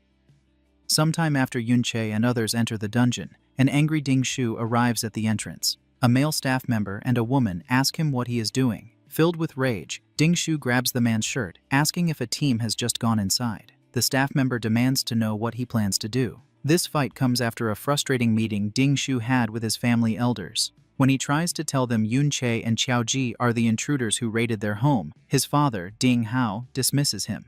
He coldly tells him not to blame them for his public humiliation, as he has no time for such small matters. Ding Shu strongly insists he recognizes their voices from the raid. However, Ding Ge is doubtful, pointing out the intruders are too skilled to be mere students, easily escaping many guards. Ding Ge says unless Ding Shu can prove their strength is greater than the guards, he cannot support his claim.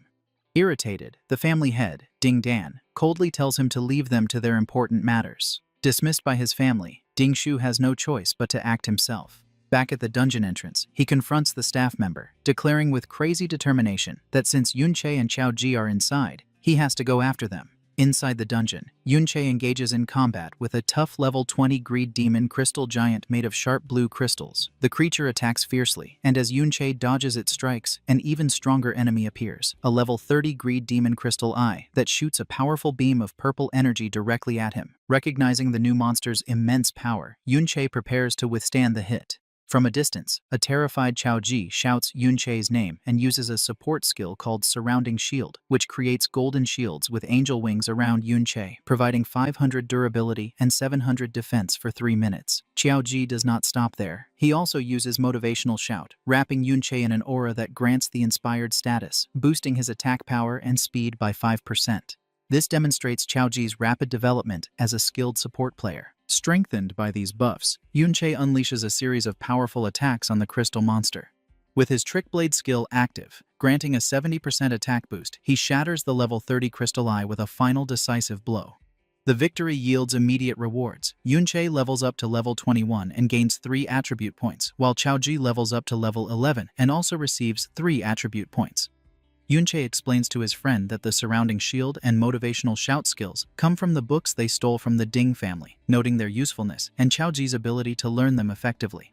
As they examine the defeated monster's remains, Yunche reflects on their improved teamwork. He acknowledges that the dungeon's monsters are somewhat high level, but Qiaoji's new support skills make the battles more manageable. Moving deeper into the crystal caves, Yunche recalls their teacher mentioning a rare monster called the Obsidian Beast, which has a chance to drop a rare support skill book for gravitational pull. This opportunity is significant for Yunche because he has already seen the skill's reversed form, Force Field Zone, on his Mirror World skill list and knows it is key for his future plans. However, hunting the beast is not his only objective. He also scans the vast, eerie landscape, believing that the souls of powerful adventurers who died here might still be present, offering a chance to contract powerful undead spirits for his army. Suddenly, he senses danger and his eyes widen in alarm. In the canyon below, a large creature made of dark, glowing purple rock appears, an elite-level obsidian beast. It is not alone. A whole group of these elite beasts moves together through the Crystal Pillar Canyon. From a high cliff, Yunche and Qiaoji observe the strange sight. Yunche notes that the elite beasts are moving in an organized group and have traveled farther than usual, leading him to conclude they are wanderer-type monsters. He explains to Qiaoji that wanderer types are rare creatures without fixed spawn locations, roaming freely across the dungeon. They are much stronger than normal monsters of the same level and can easily overpower unprepared adventurers. Historically, encountering them often meant a difficult fight for survival, and they were especially dangerous because they could leave the dungeon and threaten human towns, causing disasters. However, Yunche also knows that defeating them offers high rewards in experience and items, making them a high-risk, high-reward target. Recognizing the threat, Yunche knows they cannot attack directly and decides to test the beast's abilities to find a weakness. His initial assessment reveals their strong defense and a constant healing skill that makes them hard to wear down.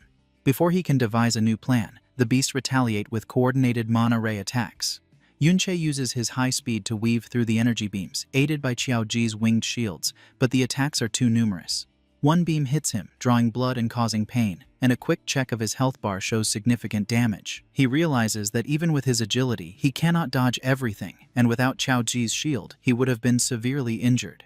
Acknowledging his low health and defense, Yunche tries a different approach by summoning his undead army, skeletons in green flame, to hold back the obsidian beasts. However, the power difference is too great. The elite monsters quickly tear through his summons, and he sees their health bars dropping rapidly. Frustrated, he makes a smart retreat, noting that the monsters are slow, which buys them time. He concludes that the only way to defeat them is to rely on Qiaoji's defensive skills, but for that, his friend needs to level up. Yunche turns to Qiaoji and explains the new plan. They will fight weaker monsters first to gain strength.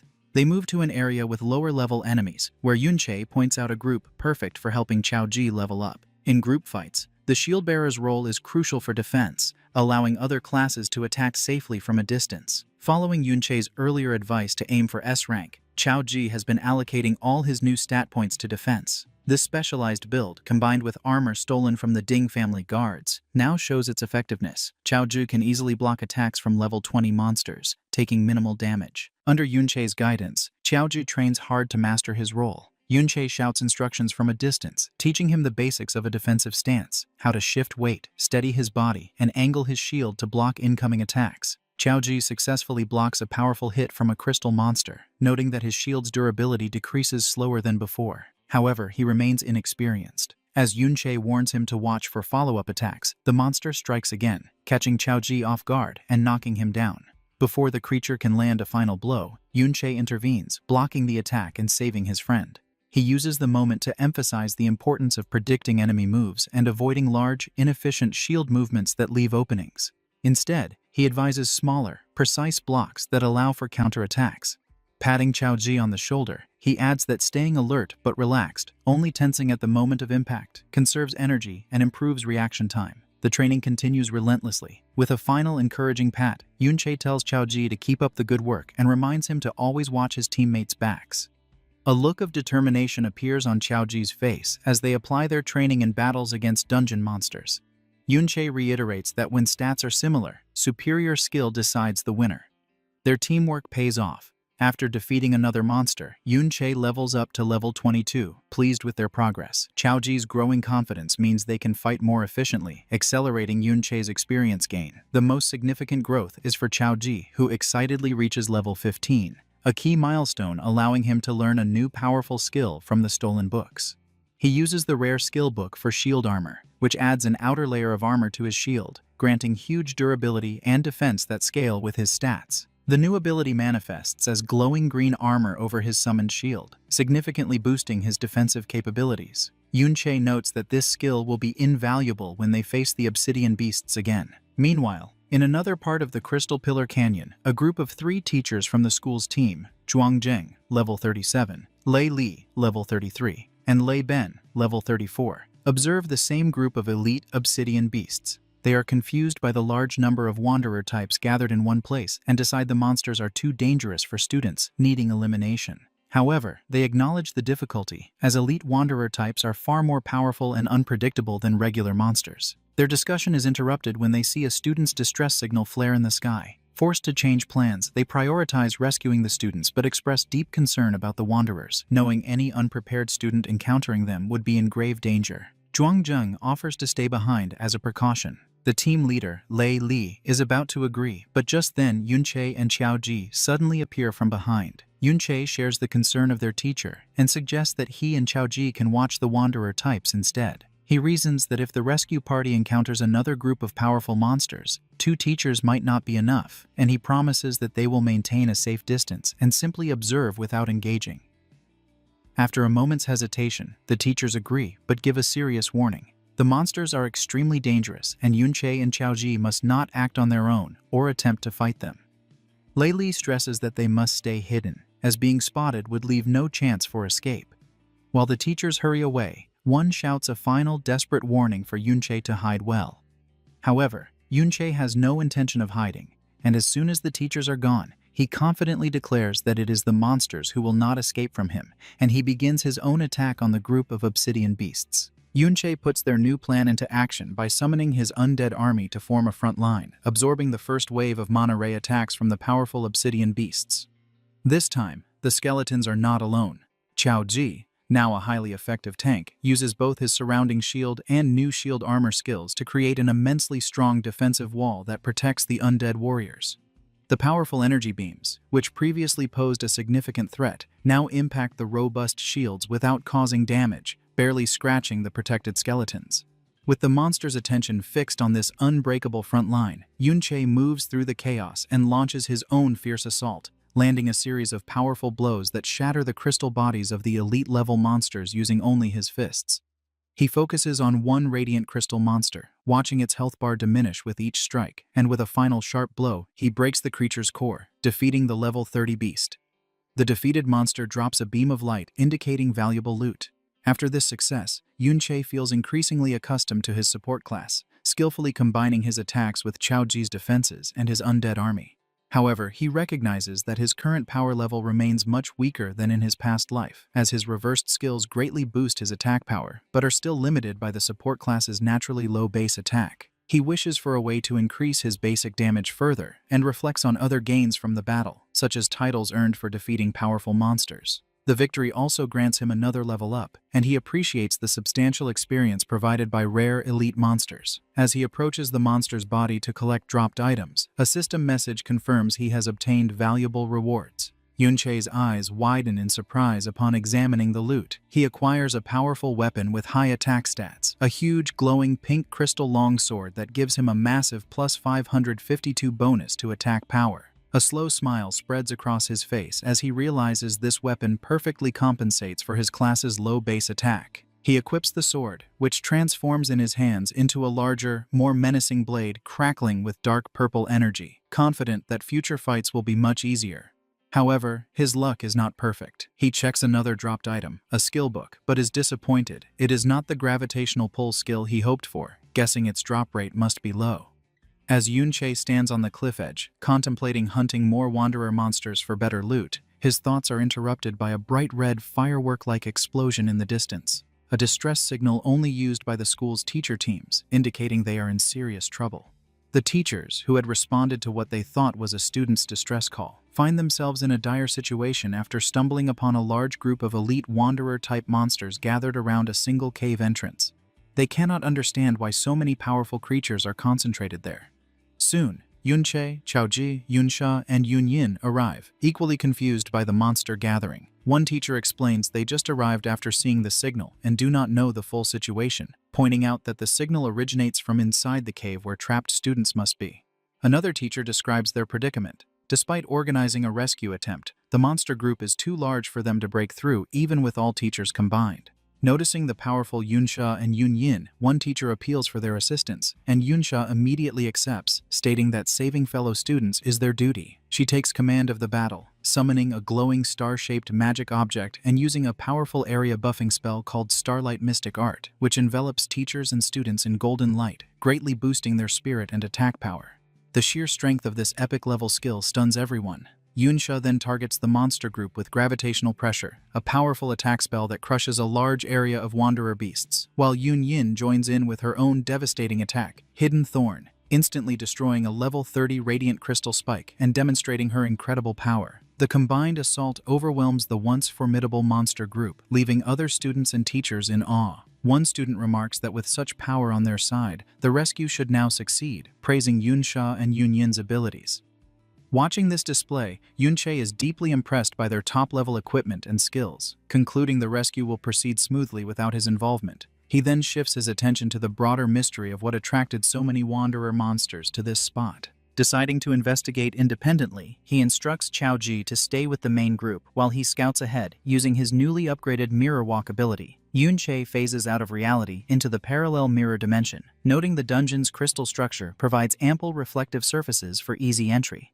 However, he recalls the limitations of this power, remembering how he was forcibly ejected when the timer expired during the Ding family raid, and unable to re-enter immediately. Moving silently through the mirror version of the cave, he passes ghostly, untouchable phantoms of other adventurers, but observes that only dead monsters have physical forms in this dimension, leading him to a key understanding of his ability's rules. Besides himself, living beings lack physical presence here. Only their corpses remain.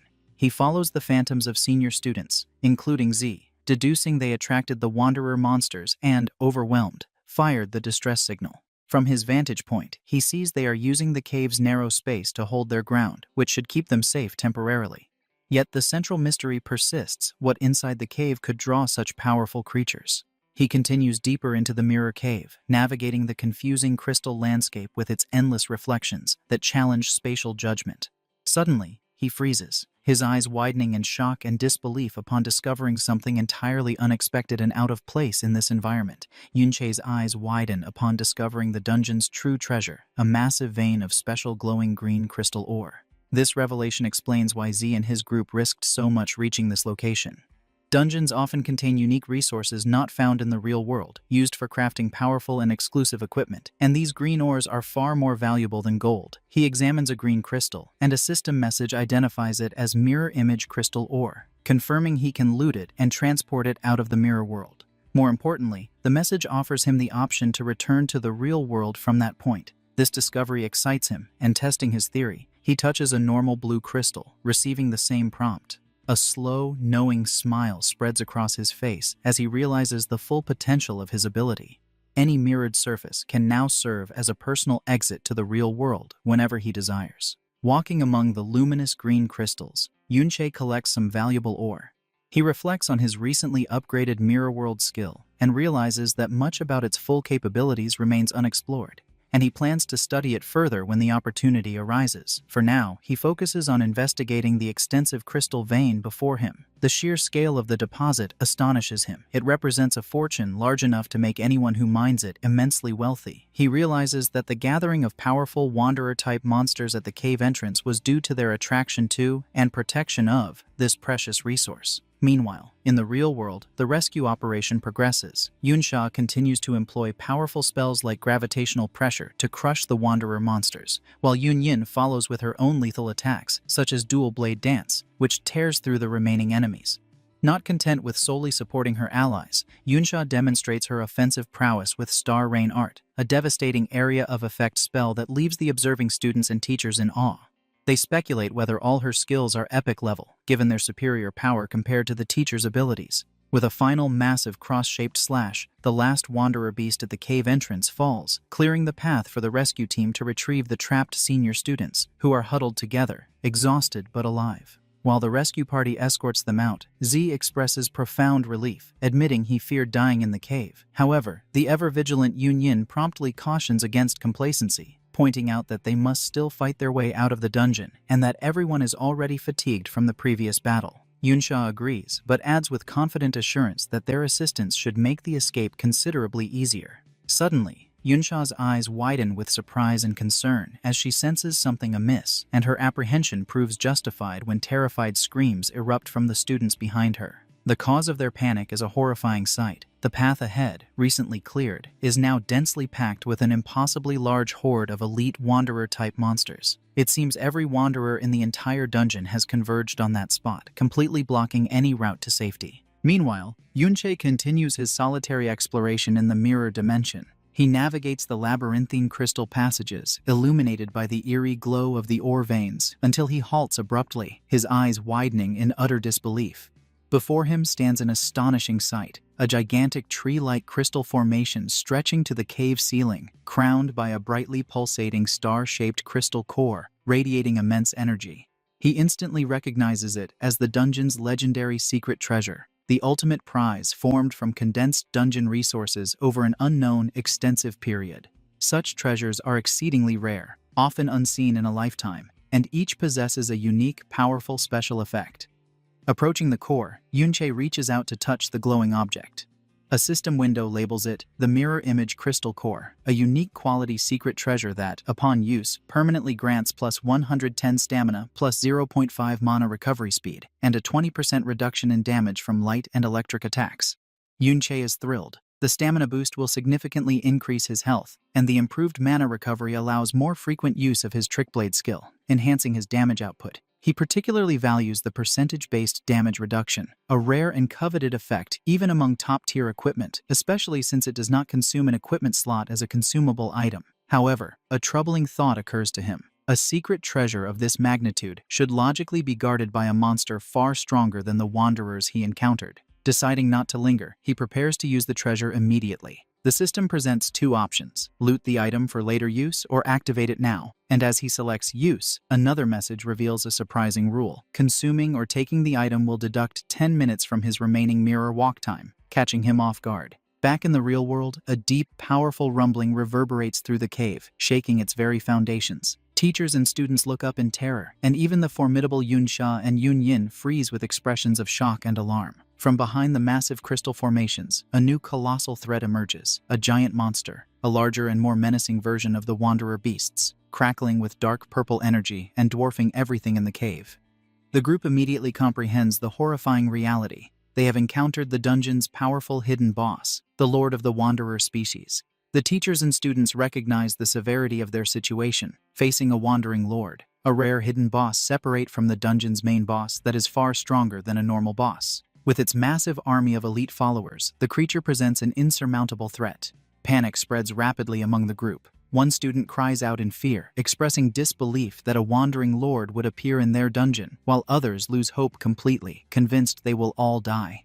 Yunsha's calm, strong voice cuts through the chaos as she tells everyone to calm down and emphasizes the importance of working together to escape. She takes command, pointing to a narrow canyon as their only escape route from the basin where they are trapped. She explains that breaking through the monster line to reach the canyon would allow them to secure their escape. With a final encouraging shout, she reactivates her Starlight Mystic Art, strengthening the entire group, and orders everyone to push forward with all their power toward the canyon exit. Inspired by her leadership, Teacher Lei Lai leaps into action, declaring they must at least save the students. He activates his light refracting shield and announces the teachers will take turns leading the charge, with him going first. He rushes into the monster horde to clear a path, followed closely by other teachers and students whose combined attacks create forward momentum.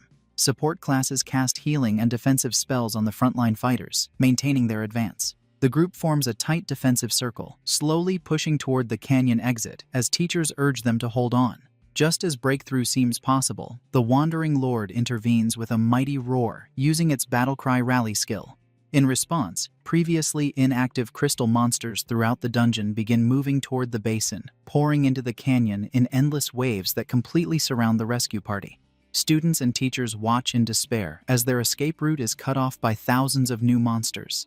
The situation worsens as the Wandering Lord uses Crystal Aura, surrounding nearby monsters with a red aura that boosts their health, attack power, and defense by 20%. Students on the front line are immediately overwhelmed, shocked by the sudden power increase. One of the teachers is pierced by multiple energy beams. He shouts that the damage is too severe to heal before being killed. A student shouts in horror at the teacher's death and panics. Noticing the formation is about to dissolve, Yunsha again takes control, ordering shield guards to the front and priests to focus healing on them. Even with her commands, she knows their situation is dire, recognizing everyone is exhausted and barely holding on. Most terrifyingly, she realizes the Wandering Lord itself has not yet truly engaged in combat. Despite their efforts, the combined force cannot match the strengthened, endless monster horde. Panicked and frightened, Teacher Lei Ben declares their efforts useless and abandons the group, activating a stealth skill to escape alone. Teacher Lei Lai shouts after him, warning him that his stealth won't last long enough. The warning proves true as the fleeing teacher is immediately spotted. The Wandering Lord finally moves, firing a devastating energy beam that instantly annihilates Lei Ben and triggers a rock slide that seals the canyon escape route. The remaining survivors stare in horror at the sealed exit, one stammering they can no longer escape. The Wandering Lord turns its attention to the trapped group, charging another energy beam. A student screams in despair, believing they are all about to die. At the last second, Yunsha and Yunyin summon two epic quality level 70 shields, the Giant Shield and the Rock Mountain Shield that appear before them. The Lord's beam slams into the massive shields with incredible force, pushing it back. Teachers and stronger students rush to physically hold the shield in place since no one can properly equip the high-level item.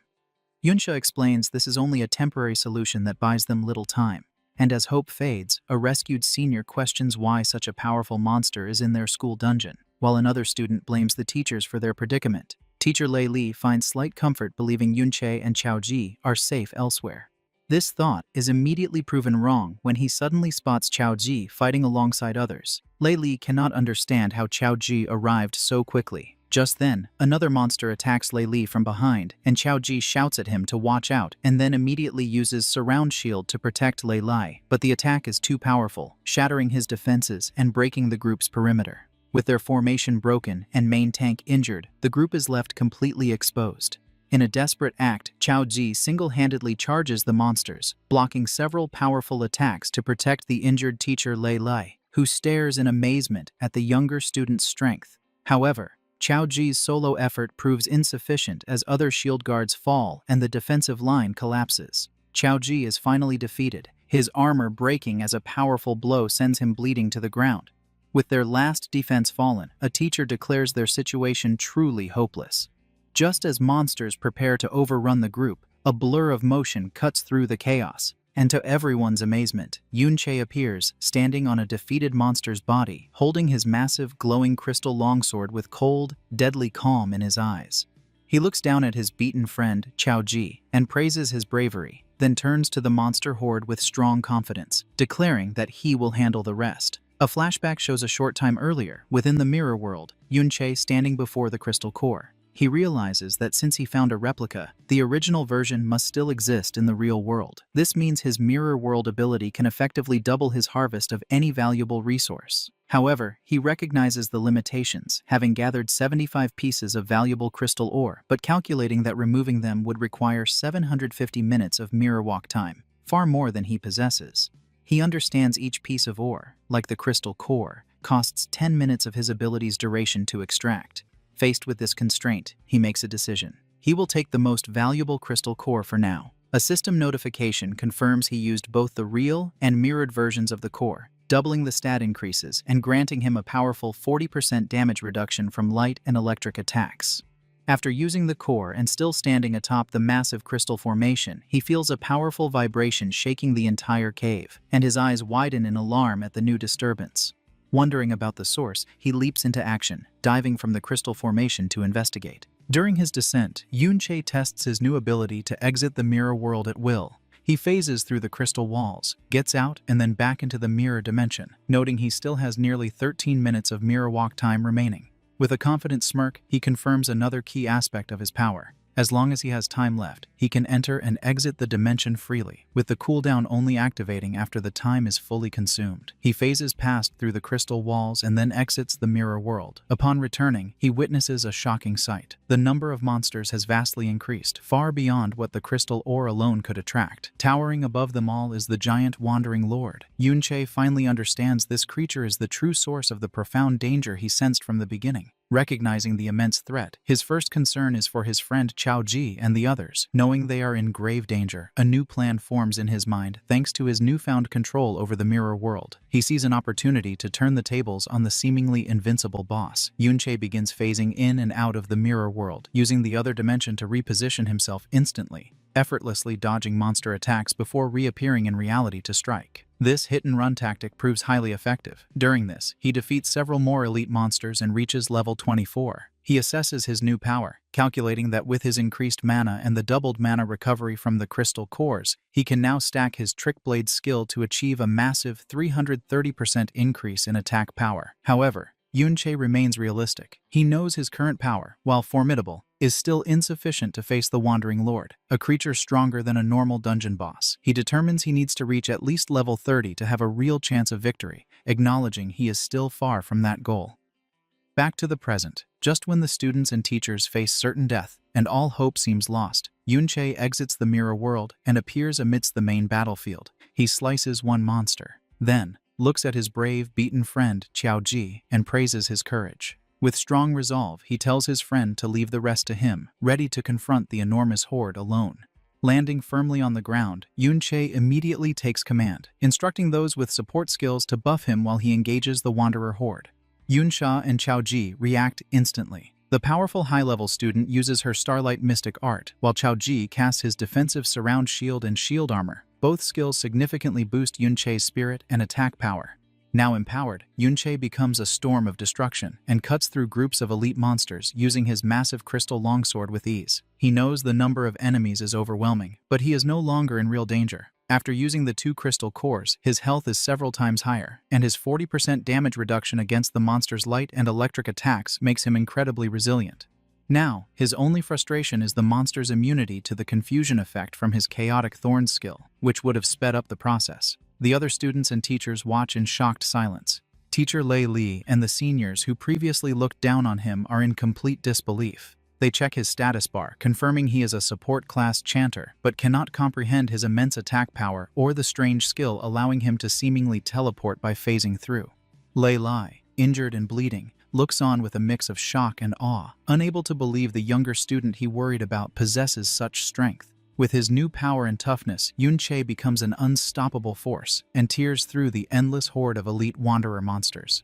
The sheer number of high-quality enemies provides an incredible amount of experience, and he levels up at an astonishing rate. Yun Sha, who earlier identified him as the Ding family residence intruder, watches in amazement. She initially thought him a bold thief, but now must admit his strength far exceeds her imagination. Yun Yin is equally stunned, left speechless by the incredible display of power from the boy who shares her surname.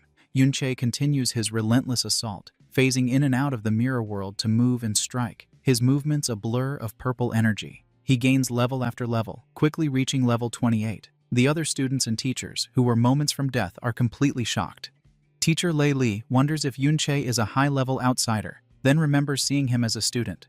Z is even more shocked, unable to believe a mere student possesses such power. However, despite Yunche's performance, the Wandering Lord remains a massive threat. The giant beast prepares to fire another devastating energy beam, and the students and teachers cry out in alarm. Yunche, his serious expression, knows that even with all his power-ups, he cannot survive a direct hit. The Wandering Lord advances, its energy beam still blazing, and the students and teachers behind their makeshift shield wall know time is running out. Once the beast gets close enough, their shields will be insufficient. Teacher Lei Li, seeing Yunche has greatly reduced the smaller monsters, shouts for everyone to break out and head for another exit. He believes no one, no matter how strong, can fight the Wandering Lord alone. However, his plan immediately faces opposition. One student points out the problem. The 2 massive shields are too difficult to move. Abandoning them would leave everyone exposed to the Lord's attacks. Another student adds that the shields are too heavy to carry and can only be moved via inventory, which none of them can manage. Just then, a calm voice cuts through the chaos. It is Yunche. He outlines a new, selfless plan.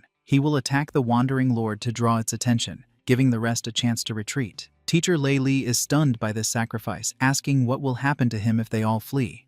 Yunche reflects his reasoning. He knows from his past life that if a Wandering Lord is not dealt with, it will eventually gather all the dungeon's monsters and emerge into the outside world, causing a major disaster. So, with a look of serious determination, he declares he will stay behind to kill the beast himself. Yunche activates his Trick Blade skill, boosting his attack power by a massive 350%. He urges them to move faster, believing that no matter how strong Yunche is, he will eventually tire against such a formidable enemy. Lei Li thinks that a quicker escape might allow Yunche to withdraw safely as well.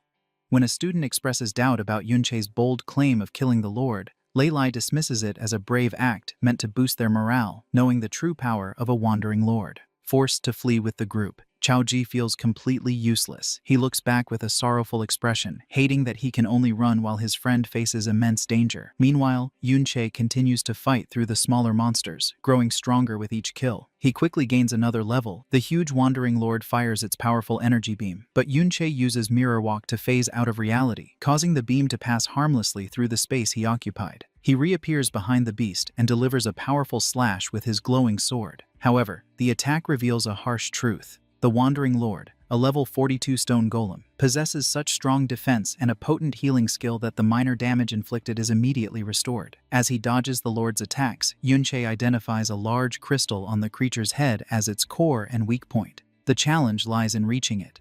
Even with his numerous buffs, his attack power remains insufficient to penetrate the Lord's defense and overcome its healing. To worsen matters, his time is running out. A quick status check shows his powerful buffs from allies are fading, and his mana is critically low, threatening his ability to sustain Trick Blade. He understands that leveling up by defeating weaker monsters is his only viable option. Just as he prepares to target the smaller monsters again, a bright beam of light shoots from a nearby crack in the rock. Yunche immediately phases into the mirror world to avoid the blast. Forced to return to reality in the path of the continuous energy beam, Yunche is caught in the blast. The attack rapidly depletes his health despite his enhanced defenses. He cannot use Mirror Walk to dodge, as he has less than 4 minutes left, and the sustained attack would consume it all. His only recourse is to summon his undead army to block the damage, but this plan is costly. Reviving his summons would drain his already low mana, leaving him without resources for a counterattack. He considers retreating to regroup.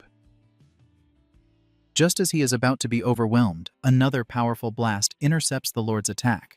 To his surprise, Yunsha, Yunyin, and Chaoji have returned to the fight. Yunsha explains with a playful smile that Chaoji, whom she refers to as Yunche's little brother, pleaded for their help. Chaoji, with his back turned, quickly denies begging, stating that with the reduction in smaller monsters, the main group now has enough people to escape on their own, freeing him to assist. Hearing his friend's brave decision, a genuine grateful smile spreads across Yunche's face as he simply thanks them. With their group reinforced, Yunsha takes command. She tells Yunche that the hidden boss is too dangerous and offers to cover his slow retreat. However, Yunche firmly refuses, stating that with their support, he no longer needs to hold back and can unleash his full power. His mirror walk time finally expires as he reaches the crucial level of 30. He immediately equips the rare level 30 Corrupted Knight's armor obtained from the Ding family's dungeon, significantly boosting his defenses. Yunsha observes him, asking if he truly intends to attack the Lord's weak point on its head. She points out the impossibility of reaching that height, but Yunche is already ahead. He reveals he has acquired the Gravitational Pull skill book from one of the Wanderer monsters. This skill allows the user to pull a target object toward them, but its reversed form, gravitational traction, pulls the user toward the target. He activates Trick Blade, rapidly building his attack power. Yunche extends a hand covered in purple energy, aiming at the Wandering Lord's head. He uses gravitational traction, and a powerful force seizes him, pulling him forward with incredible speed. In an astounding display of skill and power, he lands perfectly on the Wandering Lord's head, positioning himself beside its glowing crystal core. His powerful sword crackles with energy, ready to strike. Below, Yunsha and Yunyin, who had just declared the height unreachable, stare upward, their faces frozen in absolute shock and disbelief at his impossible feat. Having reached the weak point, Yunche channels all his power. He drives his massively buffed sword deep into the glowing crystal core, causing a spiderweb of cracks to spread across its surface. The huge beast, however, refuses to fall without a fight. In its dying moments, it releases a final massive explosion of pure energy from its core. Yunche is caught in the center of the blast, his health plummeting as system messages confirm the continuous massive damage. He grits his teeth and endures the attack, emerging beaten but alive as the Wandering Lord's crystal body shatters into countless pieces. A series of system messages confirm his incredible victory. He has defeated the Wandering Lord, earning a massive bonus of 5,000 experience points and the respected title of Wanderer Killer. More importantly, the hidden boss drops 2 legendary quality skill books. Golden Light Shield and Angel's Protection, rewards of immense power and value that signify a major step in his journey for vengeance. The giant Wandering Lord shatters into countless pieces, and the explosive release of energy and experience instantly grants Yunche 3 additional levels, elevating him to level 33. The students and teachers observing the scene remain in stunned silence. Chaoji can only express amazement at his friend's incredible strength, while Yunyin and Yunsha struggle to comprehend how he single-handedly defeated such a fearsome monster. As Yunche stands amid the falling debris, he notices 2 beams of golden light emanating from the monster's remains, indicating 2 legendary quality items. Before he can examine his new loot, he must leap to safety as the headless body of the Wandering Lord begins to collapse. Yunsha shouts a warning, and with skilled agility, Yunche navigates the crumbling remains, jumping from one piece to another until he lands safely on the ground. When the dust settles, a massive opening is revealed in the mountainside where the Lord fell. The interior of the mountain is hollow, exposing a vast, dark cave filled with the skeletal remains of both wanderer monsters and humans. Surveying the ancient battlefield, Yunche reaches a sobering realization. A much stronger, more ancient Wandering Lord must have been born there long ago. Yunche's gaze is drawn to a single figure silhouetted against the dim light at the cave's peak. A system message confirms the impossible. It is the body of Chao Benben. Yunche whispers his old friend's name in disbelief. Yunsha, her voice filled with awe, identifies the figure as the infamous traitor Chao Benben. She admits that while she heard this was where the hero Ding Kun killed him, she never expected the scene to appear this way. Qiao Ji, the great-grandson, finally speaks. He tells Yunche that he now believes his great-grandfather might not have been a villain after all. Standing before his ancestors' remains, Qiao Ji begins to explain the truth he uncovered through research. He spent his childhood poring over historical records about his great-grandfather, but descriptions of his experiences were always vague and unclear. Despite this, he managed to find key details. He discovered that Qiao Benben had a habit of entering dungeons far below his actual level. This led him to a central query. Why would an S-rank professional over level 60 come to a low-level dungeon like this one? He answers his own question with newfound certainty. This dungeon was one of the few places that could spawn a wandering lord, a creature capable of summoning all the dungeon's monsters and leading them into the outside world, causing a major disaster. He explains that in those days, the government lacked sufficient soldiers to defend against constant monster threats, relying on a few powerful and responsible professionals to regularly eliminate the most dangerous risks. His great-grandfather, he states with pride, was one of those heroes, not a traitor, but someone who came to prevent a disaster before it began.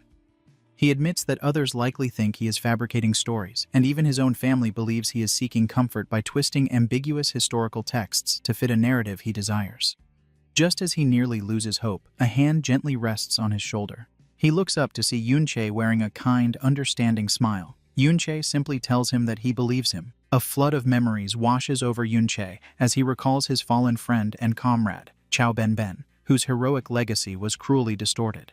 He remembers Qiao Benben's youthful arrogance, how he boasted that his natural talent meant he needed no master and would soon surpass Yunche himself. He also recalls the boy's terror when overwhelmed by monsters, screaming for his master to save him, only to stubbornly deny needing help afterward due to wounded pride. He remembers his friend's peculiar habit of training hard in secret only to flaunt his new strength publicly, and how he always chose the weakest shield-bearer class, the Sword Guard, because no other shield class was fast enough to keep up with Yunche's reckless attacks. He remembers consistently finding Qiao Benben even when he tried to sneak off alone to grind levels, and how his friend would always make excuses, claiming he could not resist a good fight, and that saving people was merely a side activity. Filled with renewed purpose and a burning desire for vengeance, Yunche looks at his friend's remains. He declares that for Qiao Benben's sake, he will settle the score with the Ding family, the ones who caused his friend's suffering after his death.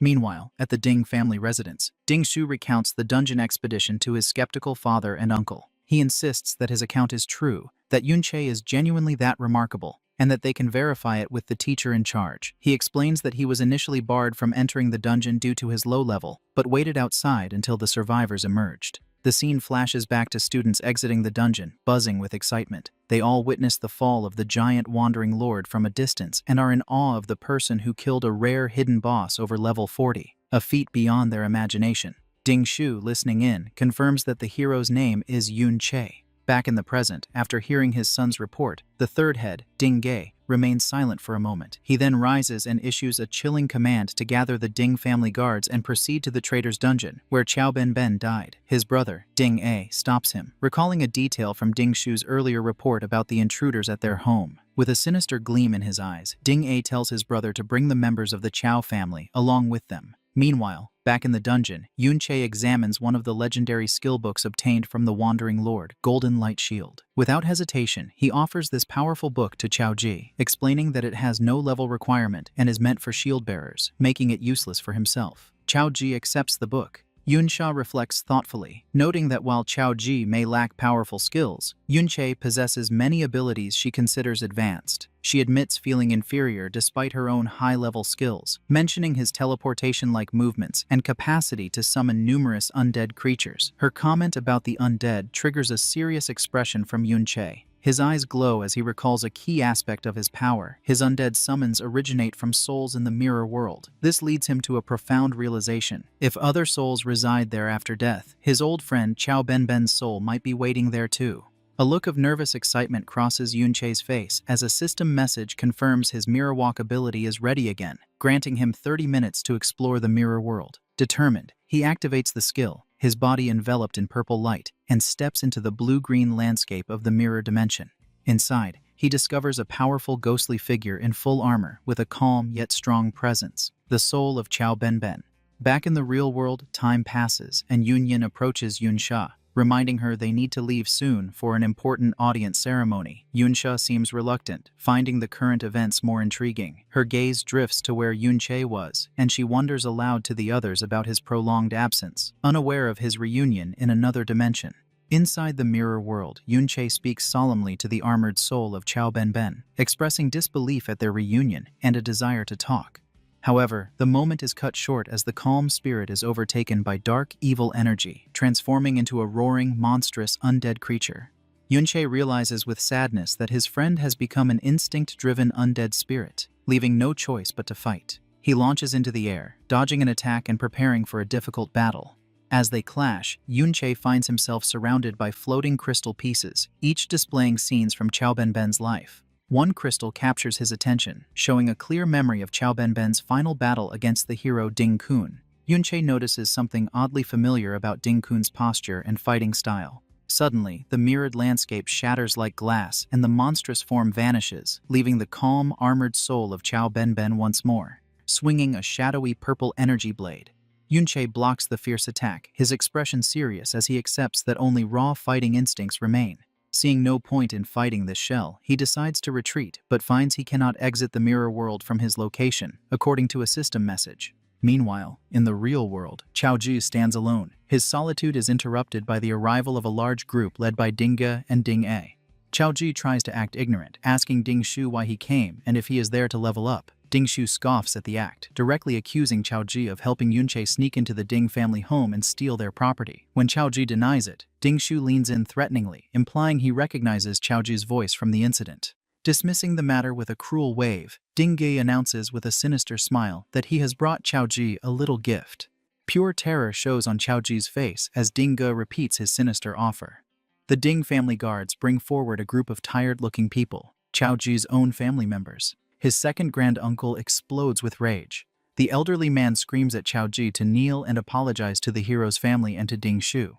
This becomes the final straw for Chao Ji. He snaps, his voice filled with years of pent-up anger and shame as he shouts back, asking if the Chao family is meant to be the Ding family's dogs for generations. His relative Chao Li steps forward and strongly agrees with the old man, shouting that for descendants of a terrible traitor, being dogs is more than good enough. Another female relative tearfully asks if he is trying to get their whole family killed. He turns and points with passion toward the skeletal remains of his ancestor on the mountain. He declares to everyone that the truth is his great-grandfather came to this dungeon to stop a catastrophe before it could happen.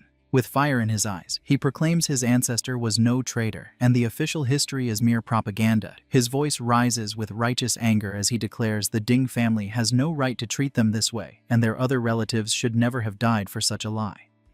Ding Ge meets this passionate speech with condescending laughter, finding it childishly amusing. He calmly walks forward with a smug look and confirms everything Chao Ji said is correct. With a manic grin, Ding Ge leans close to the horrified Chao Ji and cruelly dismisses the truth, asking who even cares about it. Spreading his arms wide before his armored guards, he mocks Chao Ji further, asking what it matters if he drove Chao Ji's father mad or killed his relatives, proclaiming that as descendants of traitors, they deserve their lowly fate. He then delivers the most devastating blow, pointing at the terrified Chao family and revealing they have known the truth all along. With the mental torment complete, Ding A adjusts his tie with a smug smile and gives a simple, chilling command for them to kneel. Immediately, and without protest, the entire Chao family, including the elderly, falls to their knees in submission. Chao Zi's mother, now kneeling on the cold ground, pleads with her son, calling him by a term of endearment. She begs him to admit he is wrong and stop resisting, telling him it is useless. With tears streaming down her face, she confesses her deepest fear. After his father went mad, she cannot bear to lose her son as well. Hearing his mother's heartbreaking plea, Chao Ji stands frozen, his body filled with despair and conflict. Just as his spirit is about to break, a woman with long brown hair reaches out a hand toward him, telling him not to listen to them. She looks at him with a kind smile and tells him he is the best. Ding Shu, his face covered in bandages from his last encounter with Yunche, steps forward with a sneer. Annoyed by Chao Ji's hesitation, he calls him clueless and launches a vicious kick, shouting he will force him to kneel one way or another. But this time is different. To Ding Shu's shock, Chao Ji's eyes glow with power as he effortlessly blocks the kick with his forearm. Before Ding Shu can react, Chao Ji grabs his leg and with a powerful roar slams him into the rocky ground, shattering it on impact. Standing tall amidst the broken pieces, Chao Ji looks at his fallen tormentor with new resolve and declares firmly, he will never kneel again. Breathing heavily with rage and humiliation, Ding Shu scrambles to his feet, unable to believe what happened. He furiously summons a massive glowing crystal hammer, screaming that Chao Ji has grown a backbone and dares to fight back. He charges forward, vowing to remind him of his place as a punching bag. As the powerful hammer is about to crash down, Chao Ji undergoes a stunning transformation. In a flash of light, he suddenly wears full plate armor, holding a massive shield that appears just in time to block Ding Shu's furious blow with a deafening clang. The attack is completely stopped, leaving Ding Shu gritting his teeth in disbelief. Now a formidable protector, Chao Ji stands firmly between Ding Shu and his kneeling family, shielding them from harm. He glances back at his mother, then turns his gaze back to his attacker, his voice ringing with conviction. With a powerful punch, he sends Ding Shu staggering back, shouting that they are not the descendants of a traitor, but the descendants of a true hero. Chao Ji's sudden display of strength leaves Ding Ge speechless. Ding Shu stumbles back in complete disbelief, clutching his head as he cannot comprehend how the boy he always bullied has become so powerful. Blinded by anger, he charges again, screaming that Chao Ji is just a punching bag he has beaten since childhood. He swings his weapon in a wide, powerful arc, furious that his former victim dares to fight back. However, Chao Ji meets the attack head-on, his armored body easily absorbing the impact and sending Ding Shu crashing to the ground once more. Chao Ji looks down at his defeated tormentor and declares with strong confidence that he is no longer the person he used to be. Simultaneously, in the mirror world, a much more desperate battle rages. Yunche is locked in a fierce fight with the corrupted soul of Chao Benben. He recognizes he faces his friend in his prime, a warrior of incredible power. The difference in their current strength is immense. Yunche knows that if not for Chao Benben being a defensive class and currently mindless, he would be defeated instantly. However, Yunche holds one crucial advantage. He taught Chao Benben all his fighting moves and knows his weaknesses intimately, allowing him to predict and counter the spirit's attacks. Suddenly, the undead spirit unleashes a massive explosive wave of golden energy. Yunche instantly recognizes the move as the legendary skill Golden Light Shield. He braces himself, blocking the powerful attack with a look of grim determination, realizing how challenging this fight will be. Back in the real world, a humiliated Ding Shu screams in fury and attacks Chao Ji with a powerful skill called Mountain Shaking Wild Hammer. Chao Ji, now a strong tank, not only blocks the hit but sends Ding Shu flying with a powerful punch.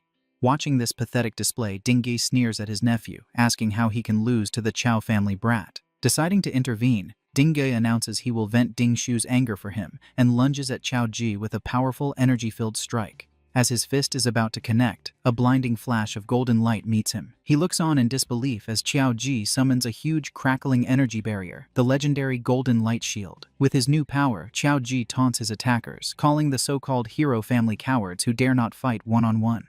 Meanwhile, in the mirror world, Yunche faces the very same legendary skill. The undead spirit of his friend is protected by the same bright golden shield, and Yunche unleashes a relentless series of purple energy slashes against it. He knows exactly how the skill works. Back in the real world, the golden light shield protecting Chao Ji finally shatters under the relentless assault from the Ding family members.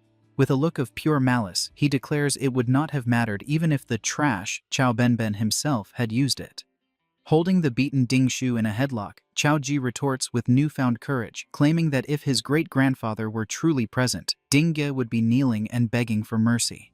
Enraged by this defiance, Ding Ge releases a wave of powerful red energy that sends everyone flying. He looms over the armored Chao Ji, mocking his ancestor as a useless fool who died in a low-level dungeon. He continues his rant, stating that even if Chao Benben were present, he too would be forced to kneel. To prove his point, he stomps his foot, unleashing a powerful skill, Gravity Shockwave, that causes the ground to erupt in a violent upheaval of rock and force. The attack hits Chao Ji with brutal impact, making him cough blood, but he miraculously remains standing. Ding Ge looks on with a surprised smirk, commenting on the boy's toughness. He then summons a huge glowing crystal axe, his expression turning sadistic as he wonders aloud how Chao Ji will stand after having his legs chopped off.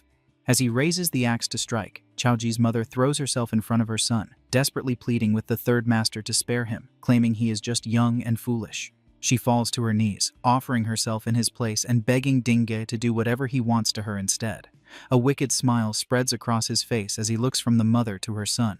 He delivers a horrific ultimatum to the bloodied and cornered Chao Ji: kneel, or he will kill his mother right before his eyes. Losing patience with the standoff, Dingge casually dismisses his own threat, claiming there are plenty of other people to kill. Panicked, Chao Ji screams for him to wait, his resolve finally breaking as he prepares to surrender. But before he can utter another word, the entire area is rocked by a massive explosion of dust and debris that erupts from the ground, obscuring everyone's vision. When the dust begins to settle, the Ding family guards and the Chao family are left staring in stunned silence at what has appeared. Before them stands a towering ghostly figure in full dark armor, radiating an intimidating blue aura. Dingge, his axe still raised, can only stare in utter disbelief. Recognizing the impossible figure, he stammers out the name, Chao Benben. At that moment, another figure emerges from the dust cloud. Standing calmly beside the formidable undead warrior, it is Yunche. He looks at the stunned crowd with a cold, accusing glare, reminding them how they all looked down on Chao Benben moments before. With a smirk of grim satisfaction, he declares that it is only natural for Chao Benben to crawl back from the depths of hell to settle the score with them all. The tall, ghostly form of the undead Chao Benben stands as a silent protector before the stunned crowd. After his initial shock, Dingo scoffs at what he believes is a mere trick and angrily orders his guards to attack. A squad of armored warriors rushes forward with raised weapons, its sword and shield becoming a blur that effortlessly blocks all their simultaneous attacks. The Qiao family elders watch in awe, one whispering in disbelief that the incredible warrior is truly Chao Benben. Qiao Ji is also amazed, observing the masterful parry that stops so many skilled guards at once. From a distance, Dingo recognizes the undead as one of Yunche's summons, similar to the weaker ones from the raid on their home. Noting the spirit is only level 33, he sneers and declares that even as Chao Benben's spirit, it remains weak. He charges forward with his flaming axe to finish it himself. To his complete surprise, his attack is perfectly parried with enough force to send him stumbling backward. Angry and embarrassed, a red aura explodes around him as he dismisses the parry as a mere trick, shouting that skill is useless against pure power. He then unleashes a powerful charging skill, Boulder Bash, intending to crush the undead warrior completely. Just as the huge attack is about to land, the undead Chao Benben again summons the bright golden light shield. From a safe distance, Yunche smirks as he watches the standoff. A furious Dingo realizes its weakness. He orders all his men to attack at once, hoping to overwhelm the shield and drain its energy through numbers. However, their assault is halted by a new wave of summons. A group of skeletal warriors, glowing with a fearsome green aura, erupts from the ground, engaging the rest of the Ding family guards and preventing them from aiding their master. Annoyed by this delay, Dingo changes his plan. Dismissing the summons as a minor problem, he activates his own power, equipping a full set of strong glowing red armor. With his power now boosted by a skill called Blazing Fury, he declares the summons irrelevant. He realizes the real target is the summoner himself. With a roar, he unleashes a powerful skill, Accumulated Pressure Punch, directly at Yunche, knowing that killing him will make all summoned creatures disappear. With his eyes glowing with evil intent, Dingo charges forward, bragging about the high-level gear his grandfather gave him. He is certain Yunche has no chance, but just as his attack is about to land, it meets a flash of purple light. A single clean slice cuts through his attack. Dingo is shocked, unable to comprehend how Yunche remains unharmed. Before he can process this, Yunche unleashes a rush of red energy slashes, a skill called Tearing Claw that completely erases Dingji's attack. Dingo can only stare in disbelief as his powerful skill vanishes. In that moment of confusion, Yunche appears behind him in a flash and stabs him with his sword. As Dingo stumbles from the surprise attack, Yunche sees his opening and calls to his ghostly ally. The undead Chao Benben responds immediately, its sword crackling with bright blue energy. In a perfectly timed move, Yunche leaps high into the air, using the undead hero's outstretched sword as a launchpad to propel himself forward with great force. He shoots toward the wounded Dingo and delivers a powerful spinning slash that sends the third master of the Ding family flying, bleeding and cursing in pure rage. With his eyes glowing with cold focus, Yunche continues his relentless assault. He unleashes a powerful rush of purple energy slashes that completely overpower Dingo. Yunche moves with lightning speed, his blade cleanly severing Dingji's arm. Dingji screams in pain, clutching the bleeding stump and desperately calling for a priest to heal him. In his panic, Yunche appears right behind him. Dingo reacts by instinct, slamming his fist into the ground to unleash a powerful gravity impact shockwave, trying to push his attacker away. However, Yunche simply vanishes and reappears a short distance away, unharmed. With a superior smirk, he taunts the terrified third master, asking what is wrong and if he is scared.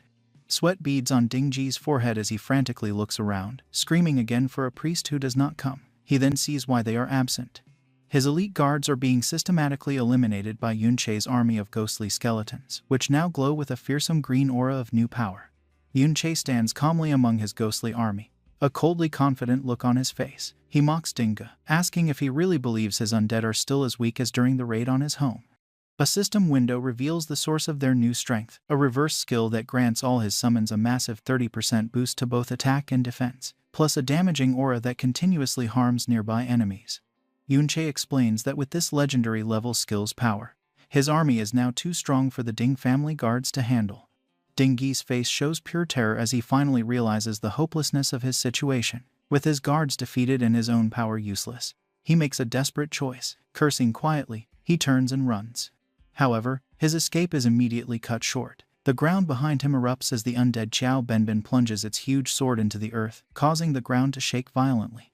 From the broken earth, a prison of enormous ghostly swords rises, completely surrounding the terrified Dingo and trapping him in a cage of blue energy he cannot escape. Standing outside the barrier is Yunche, his hair now bright white and his aura glowing with immense, calm power. He names the technique for the trapped man the Sword Shield Absolute Array, a special skill of the Sword Guard class. He adds a chilling final remark, explaining that no one below S class has ever escaped it before, and taunts the trapped man to try his luck. In a final desperate act, Dingo raises his remaining gauntlet, which begins to glow with wild red energy. He screams for Yunche to stay back, revealing he holds a void bomb, a powerful S-class item from his grandfather. He threatens to detonate it, bragging that the explosion would be more than enough to kill everyone present given their current levels and health. Yunche, however, remains completely unmoved. His expression is calm, almost bored, as he looks at the desperate man. With a single chilling word, he calls Dingji's bluff, telling him to go ahead and set it off. The command catches Dingji completely by surprise. He hesitates, screaming that Yunche must want to die. He then tries to regain confidence, claiming that with his own high health, he would survive the blast even if everyone else died. But Yunche has one final powerful counter-bluff. He calmly states that it does not matter because even if the bomb kills the undead Qiao Benben, he can simply summon him back to life again. As Dingo sweats in his trap, Yunche appears behind him like a ghost, his voice cutting through the quiet. He continues, telling the trapped man that while Dingo might survive the bomb, Yunche himself would be completely unharmed by the blast. Before Dingo can even react to this unbelievable claim, Yunche moves with amazing speed, his glowing blade flashing as it cleanly severs the man's remaining arm, the one holding the powerful void bomb. The severed arm and its dangerous weapon fall uselessly to the ground with a heavy thud. With his enemy now completely unarmed and helpless, Yunche, still glowing with immense calm power, gives a single cold command for him to kneel. As if forced by an unseen power, the ground around Dingyi's legs shatters and reforms, pinning him down and forcing his broken body into a kneeling position. Watching this display of absolute power, Qiaoji, despite the blood on his face, cannot help but smile with pride and relief. Nearby, the pathetic form of Ding Shu is seen trapped in the ghostly sword cage, crying without stopping. Yunche then walks up to the defeated third master, placing his foot firmly on his back. He looks down at the man who caused so much pain, his glowing sword held ready. With a coldly calm look, he asks the broken man what worth he believes he has left. After the intense battle, Yunche examines the items obtained from Dingo. He finds a large quantity of various supplies, including hundreds of life potions. Noting that one potion restores 100 health points over 10 seconds, he realizes that even if Dingo had used them, the slow healing would not have saved him from the fatal damage inflicted during their fight. His conclusion is confirmed as he observes the new figure beside him, the undead spirit of Dingo, now enveloped in a dark blue aura. Yunche recalls that after killing Dingo, his soul appeared in the mirror world, allowing Yunche to successfully contract him as another undead servant. A serious idea forms in Yunche's mind. He can expand his army of high-level undead by defeating powerful human enemies. Nearby, Dingzhu's unconscious body lies on the ground, a silent testament to the battle's brutality. Meanwhile, the Qiao family members watch Yunche with amazement. The second granduncle expresses disbelief that someone so young possesses such immense power.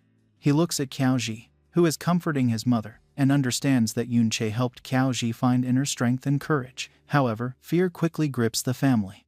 Qiaoli, with panic in his eyes, voices concern about the Ding family's inevitable revenge for Dingji's death. Another family member agrees, stating that even Yunche's strength would be insufficient against the hero Ding Kun, who killed their ancestor Qiao Benbin decades ago and has likely grown stronger since. Yunche hears their worries and internally agrees. He knows that once news of these events spreads, he will have very little time to grow stronger.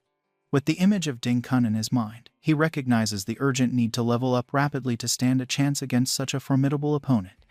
Just then, a system message surprises him, indicating that his undead army has leveled up. He reflects that sending his scattered undead minions to fight monsters throughout the dungeon has proven effective. With their current level and equipment, his undead army can now fully control the dungeon. However, he realizes this dungeon is no longer sufficient for his rapid leveling goals.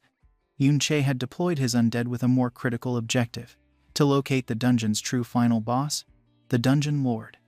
This creature, a level 41 monster known as the Giant Eye Demon, differs from hidden bosses like the Wandering Lord he previously defeated. The Dungeon Lord serves as the heart of the entire dungeon. Defeating it will cause the dungeon to collapse and disappear. This strategy is part of a larger, urgent plan. From a distance, Yunche watches the dungeon entrance, still guarded by teachers and other students. He knows they witnessed Dingo bringing the Cow family into the dungeon. If the Cow family leaves now, it would immediately raise suspicions. Therefore, his only viable option is to create a major distraction. By defeating the Dungeon Lord and triggering the dungeon's destruction, the ensuing chaos will provide the perfect cover for the Cow family to escape undetected. This plan also offers an additional benefit. Destroying the dungeon will prevent the Ding family from easily investigating Ding Ji's death, buying Yunche valuable time. As his plan unfolds, his powerful undead servant C engages and defeats the Dungeon Lord. The system confirms success with 2 messages. Yunche gains another level, and a notification states that the Dungeon Lord has been defeated, marking the dungeon's completion. The dungeon begins to pixelate and disintegrate, causing the Kiao family to look around in shock. Kiaozi realizes with alarm that the entire environment is collapsing around them. Yunche appears before them, calmly explaining that he killed the Dungeon Lord. He outlines the rest of his plan, noting that the dungeon's destruction will cause confusion, and combined with Ding Ji's sudden disappearance, it will slow the Ding family's response. He instructs them to use this chaos to escape and assures them of temporary safety. However, he gives one final serious instruction. If they are ever intensely questioned or pressured by the Ding family, they should not hesitate to blame everything on him to protect themselves. As the world crumbles into digital fragments, Yunche begins recalling his undead servants, a golden light forming in his hand. Suddenly, another system message surprises him. It shows that his hidden skill, Mirror World, has gained 5,000 experience points. The message explains that defeating the Dungeon Lord yielded a Dungeon Core Spirit, which was converted into elements for his skill. A crucial realization dawns on him. The only way to gain the experience needed to level up Mirror World is by killing Dungeon Lords. He reflects on the significant power boost from the previous upgrade and concludes that leveling up this ultimate skill again will allow him to quickly close the vast power gap between himself and his ultimate target, Ding Kun. The scene shifts to a private dungeon owned by a wealthy individual. A mustached guard in full armor patrols with his partner, feeling their vigilance is unnecessary. He suggests to his partner that they sneak off to play cards, reasoning that no one would be foolish enough to break into a private dungeon. Just as he speaks, a shadowy figure Yunche appears silently behind him. With a flash of light, Yunche fully enters the dungeon. The mustached guard suddenly stops, sensing a strange presence but dismissing it as his imagination. From the shadows, Yunche watches them, his plan already in motion. He knows that guards hired for these private dungeons are at most level 30, making these supposedly secure locations nearly defenseless against him. A series of clips depict his relentless campaign. He storms through different private dungeons, a blur of motion leaving terrified guards in his wake. Each victory brings him closer to his goal. He fights a huge beast-like creature, reminding himself to stay calm as the system announces his level up in the dungeon's completion. He moves on to another, facing lizard-like monsters with focused determination. He confronts a massive centaur-like demon, his resolve unwavering. Finally, now clad in powerful new armor and surrounded by a storm of purple energy, he completes yet another dungeon, his power growing with each success.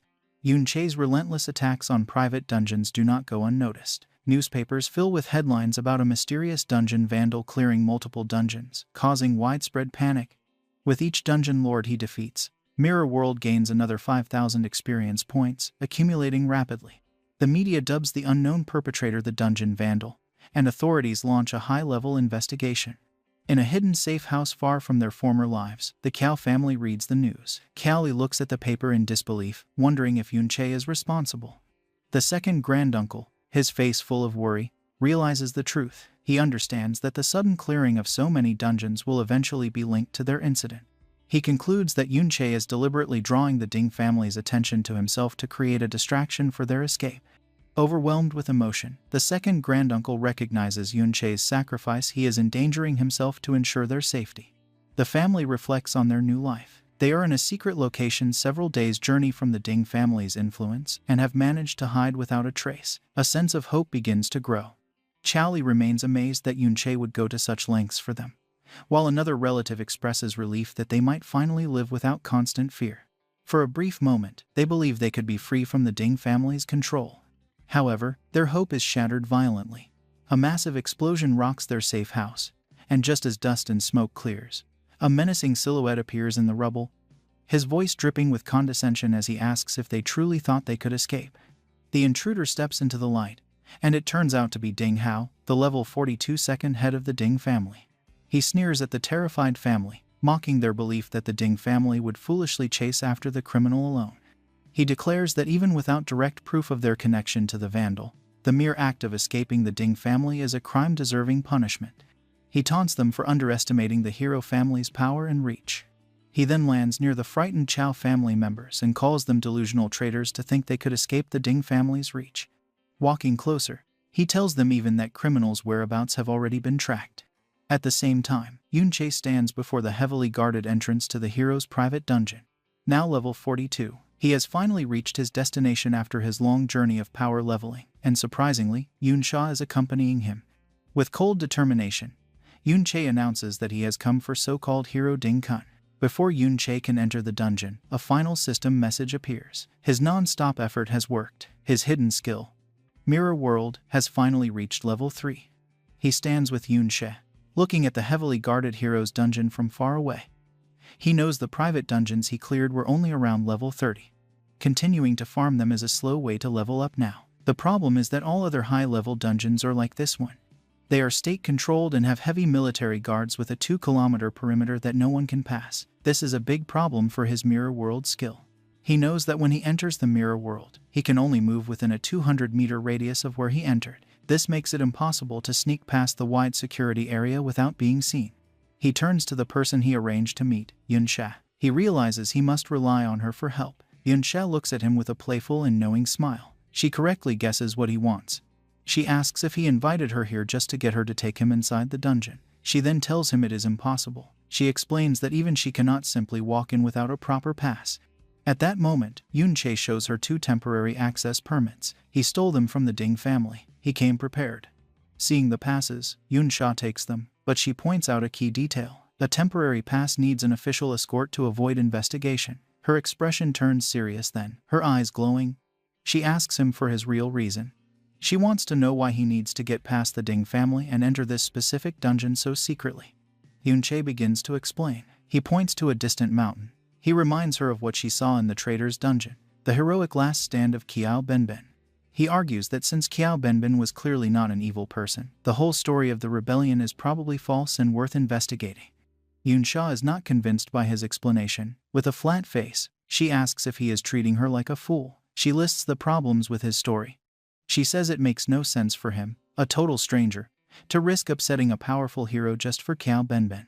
More importantly, she reminds him that he broke into the Ding family's home before the events in the traitor's dungeon ever happened. She asks if he is trying to say he somehow knew the truth about Qiao Benben and stole the passes ahead of time for this.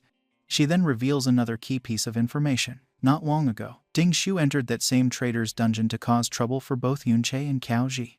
But Ding Shu went missing soon after and has not been found. Putting all the pieces together, Yunsha looks at him with sharp eyes.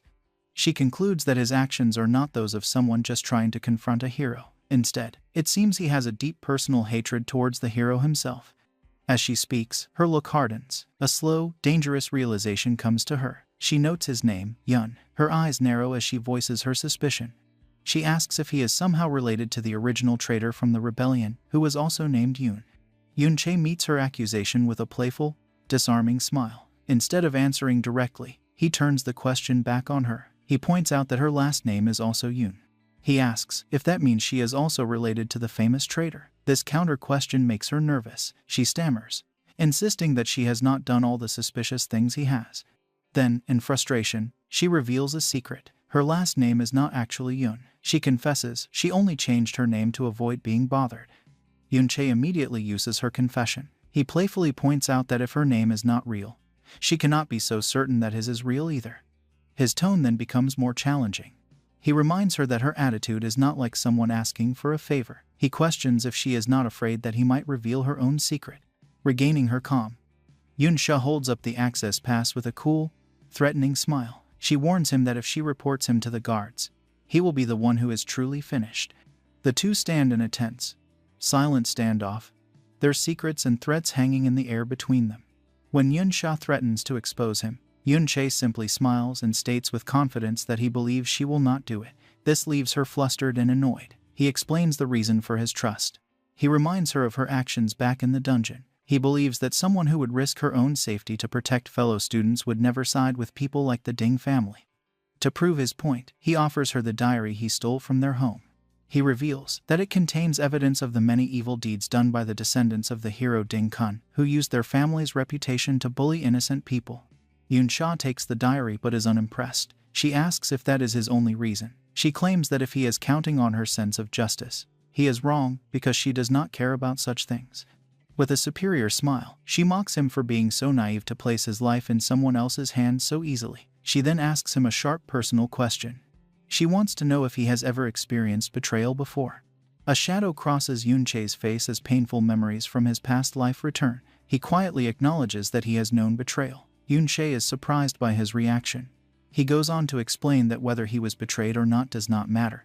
It would not stop him from being able to trust people. He states that his trust in her is deeper than that. He believes her basic nature is not evil. This unexpected sincerity leaves Yun-sha visibly flustered. She mutters that he does not seem like a good person himself. Having made up her mind, she challenges him. She tells him that if he truly trusts her so much, he should follow her. She dares him to see if she will change her mind and betray him along the way. As Yun-chae follows her without any hesitation, a single bead of sweat trickles down her face. She is shocked inside, finding it hard to believe that after everything she has been through, someone can still see her and trust her as a good person. Upon entering the magnificent purple halls of the hero's dungeon, Yun-sha and the cloaked Yun-chae are immediately met by a guard. The man recognizes Yun-sha instantly and gives a respectful salute. He welcomes Miss Yun-sha, informing her that the hero has been expecting her for several days and that she can go directly inside. However, the guard's friendly attitude quickly turns suspicious. He notes that old Master Ding Dan just entered moments before and questions why she did not arrive with him. His gaze then falls on the cloaked figure with her, asking if he is her guard. The guard quickly tries to explain, stating that he is not doubting her, but old Master Ding Dan gave specific instructions. He had warned them that a number of temporary passes had been stolen from the family, so they need to be extremely careful with all visitors. Yun-chae becomes annoyed, confronting the guard and asking if this is an interrogation. The flustered guard immediately denies it. He then reveals the main reason for the high security. They received an official notice from the authorities. The malicious criminal who has been rampaging through private dungeons is reportedly heading towards the hero's dungeon. Hearing this, Yun-sha shoots a knowing, amused smirk in Yun-chae's direction. Fully aware of the irony, the guard continues his frantic explanation, insisting it is all a routine procedure for her own safety. Yun-sha lets out a quiet sigh and turns to the cloaked Yun-chae, whispering that the guard seems very determined to investigate him now. Faced with the guard's insistence, Yun-sha laughs and playfully puts her arm over the cloaked Yun-chae, telling the guard to go ahead and check. She then leans toward the guard, her eyes glowing with authority, and condescendingly asks if he truly believes she would not be able to recognize her own guard. She continues to mock him, suggesting that perhaps she is a fake and inviting them to check her as well. Completely intimidated by her display of status, the guard stammers that he would not dare. He quickly agrees that if Miss Yun-sha is so certain, then there can be no mistake, and he waves them through. As they walk past the guards, Yun-sha lets out a quiet, satisfied sigh. While passing through the dungeon's portal, she thinks to herself that Yun-chae's true identity must be even more important than she first imagined. Once they are safely inside, she turns to him and states that based on the trust he placed in her, she has fulfilled her promise and brought him in.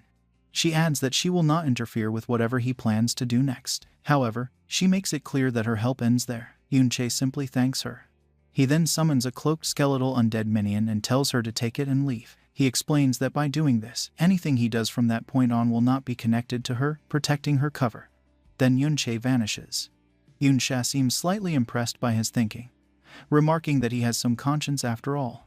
After she leaves, Yunche immediately enters the mirror world, the familiar, blue-tinted landscape appearing around him. Now uncloaked, he looks at his system, a new reverse skill displayed before him. With a look of grim satisfaction, he states that he can finally put his new power to use.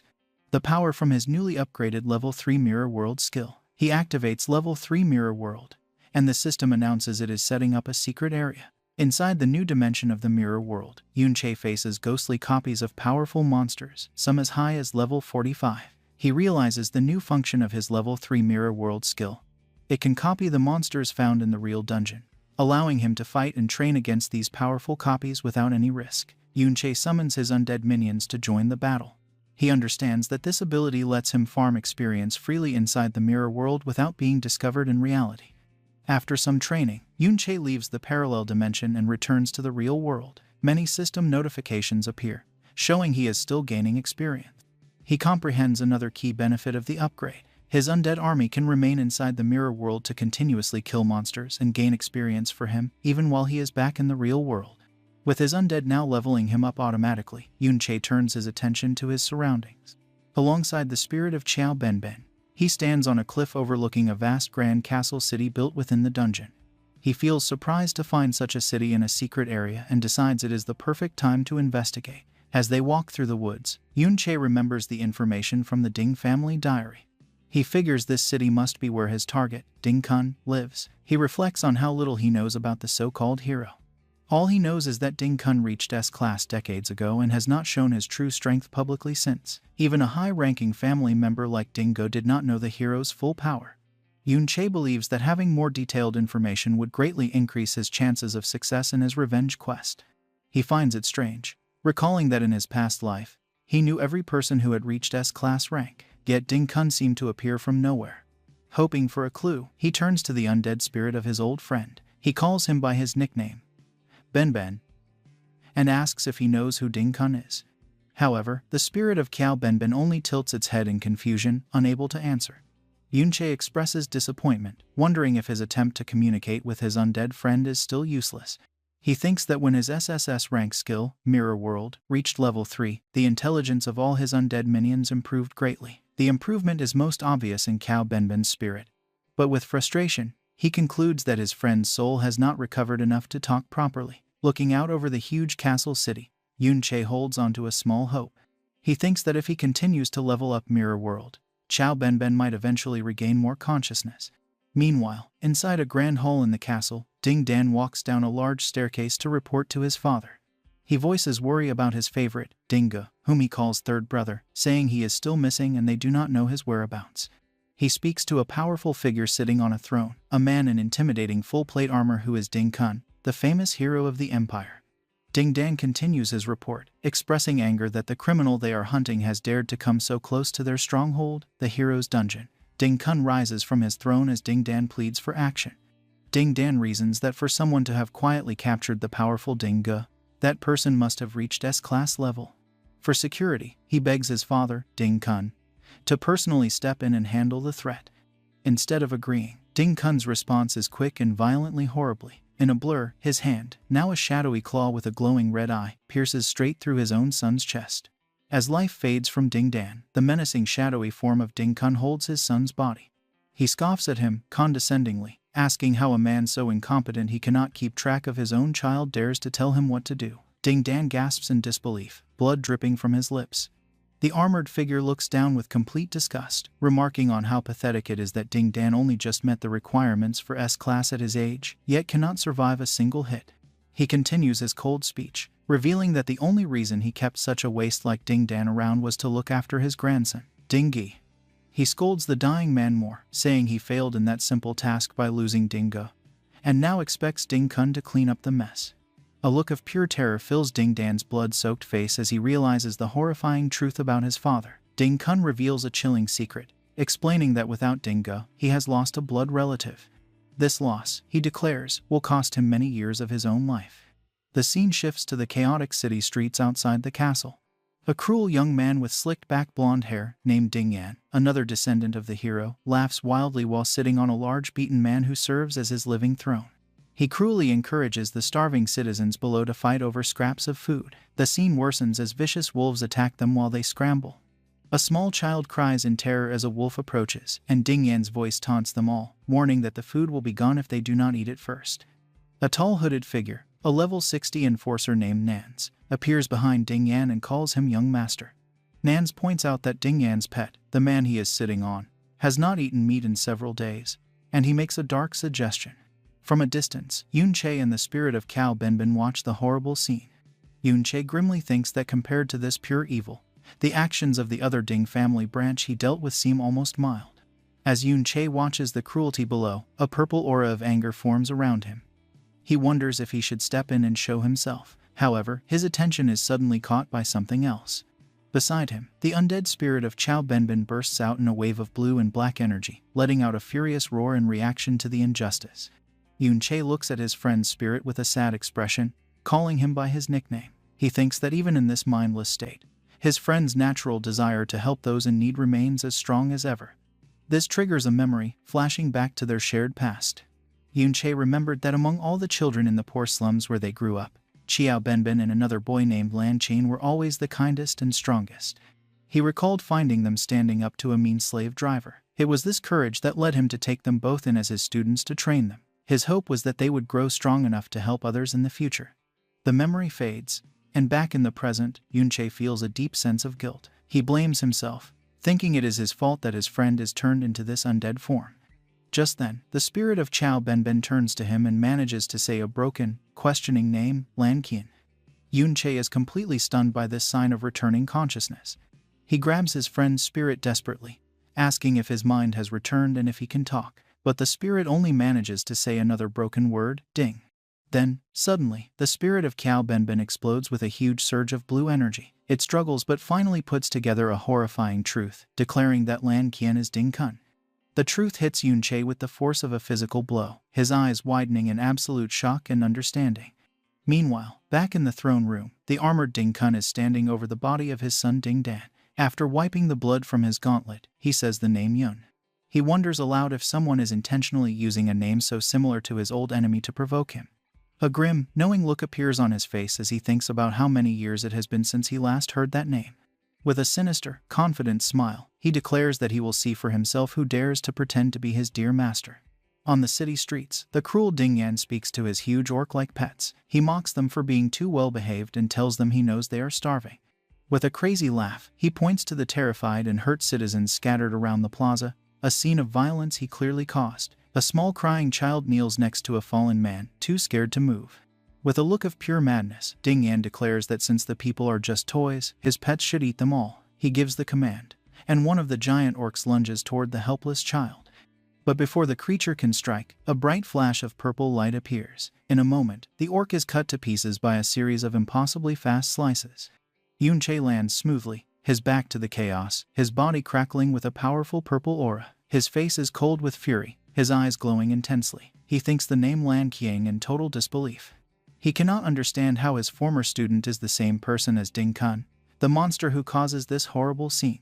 His arrival does not go unnoticed. The enforcer, Nans, steps forward, demanding to know who he is. Ding Yan looks on in shock. Nans laughs, calling Yun Che a fool for daring to enter the hero's territory to die. But Yun Che is lost in his own angry thoughts, his eyes burning with purple fire. He silently wonders how the Lan Qian he knew could possibly raise such a disgusting person like Ding Yan. This brings back another memory. A flashback to a simpler time. A younger Yun Che stood before his two young students, Lan Qian and Cao Benben. He explained to them that because of the great power of class users, the old era of knights was over. However, he told them that as a knight's son himself, there were still values he wanted to teach them. He promised them that with his help, their strength would grow far beyond that of normal class users. As he spoke, the young Lan Qian looked up at him with bright, admiring eyes, clearly inspired by his master's words. The story flashes back again to a younger Yun Che teaching his two students, the bright-eyed Lan Qian and Cao Benben. He explains that if they want to keep learning from him, they must remember a few key things. The first, he says, is humility. The lesson is shown next to a memory of the two boys harvesting a field with Lan Qian playfully bragging that he was faster than Cao Benben. Yun Che reminds them to remember that they are no different from others and must treat everyone with kindness and respect. This is followed by a scene where the boys are being paid by an old man for their work. Xiao Benbin complains that the pay is too low, accusing the man of cheating them. The calmer Lan Qiang quickly tries to stop him, telling him not to make their master angry, but Yunche silences Xiao Benbin with a sharp command. After the lesson in humility, the younger Yunche gives his students a book, explaining it as an extra reward. He tells them to remember this feeling of being rewarded for their work and to never let themselves become arrogant. The scene changes back to the present-day battle. Yunche attacks with a furious storm of purple energy slashes.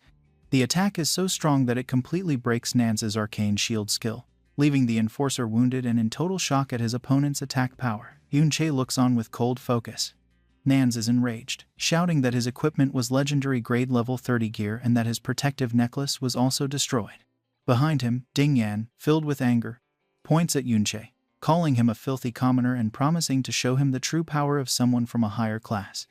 Unfazed, Yunche charges forward to meet the challenge. This brings back another flashback to his second principle, compassion. The memory shows him and the two boys in a ruined city, giving food and help to a starving, helpless man. Yunche explains that they must be kind to the weak and always use a good heart to fight against violence. This is followed by a scene of the two boys bravely fighting off a large man defending the weak. The final memory focuses on Lan Qiang. Yunche stands behind him as they look down at a captured criminal. He tells Lan Qiang that since he himself was rescued from the same slaver group, he should understand the helplessness of the weak and should make a fair judgment. As Yunche charges, he swings his glowing purple sword in a wide, powerful slice aimed at Ding Yan and his enforcer. However, the attack passes through them as if they were ghosts. They turn into black smoke, and the real Ding Yan and Nans reappear a short distance away, surrounded by the terrified citizens. Ding Yan mockingly comments on how pleased Yunche must be to have slashed one of their illusions. The plaza then fills with dozens of identical copies of Ding Yan and Nans surrounding Yunche.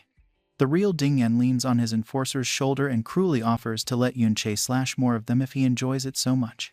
Yunche remains completely calm. Ding Yan continues his taunts, noting Yunche's always angry expression. He cruelly guesses if the anger is for the helpless citizens and then wonders with sick joy if a family member is among them. He gives a twisted challenge telling Yunche to try and slash them again. He wonders what Yunche's expression will be when he finds out that in his rage to cut down the illusions he had actually killed the innocent people instead. As this cruel mind game plays out, Yunche begins to power up his blade of trickery. His sword crackles with purple energy as his attack power increases. A split-screen view shows Yunche's advantage. Through his mirror world skill, he can see both the real world and the parallel one at the same time. He sees the real terrified citizens and the true location of his enemies, separate from the many fakes in the plaza. With his improved senses, Yunche ignores the bait. He rushes forward, his eyes glowing with purple light. His glowing sword swings in a wide, powerful arc that goes past the fakes and hits the real Ding Yan and Nans. They are left completely stunned, unable to understand how he saw through their illusion. The story flashes back to Yunche's third and final principle for his students, courage. The memory shows a young Lan Qiang and a young Xiao Benbin, standing bravely against a large group of monsters. Yunche explains that one must be fearless. He taught them that in the battle against the dangers of dungeons, there is no room for fear. One must fight for what is right. The memory shows the two boys fighting hard, wounded, but refusing to give up. After the battle, the younger Yunche finally appears. An angry Xiao Benbin confronts him, shouting that they were almost killed, while Lan Qiang expresses his relief that it's over. The younger Yunche smiles, telling his students not to worry, as he was always nearby, watching over them. Faced with Yunche's amazing power, Ding Yan immediately panics. He admits that his opponent is strong and in a show of pure cowardice orders his enforcer Nans to stop using illusions and act as a human shield to buy him time to escape. As he runs, he screams a threat over his shoulder, warning Nans that if anything happens to him, his grandfather will surely kill him. Left to face Yunche alone, a terrified Nans desperately tries to cast a powerful spell, summoning a human delusion swamp. He complains that as a caster, he is at a big disadvantage without his illusion magic. Just as he is about to cast, Yunche vanishes from sight. Nans looks around in a panic, wondering where he went, but it is too late. Yunche instantly reappears directly behind him and with a single clean swing of his sword, cuts him down. The defeated enforcer desperately begs for his life, claiming he is not a member of the Ding family and is just a hired mercenary. He pleads with Yunche to go after the escaping Ding Yan instead. Yunche ignores his pleas and delivers the final blow without a word.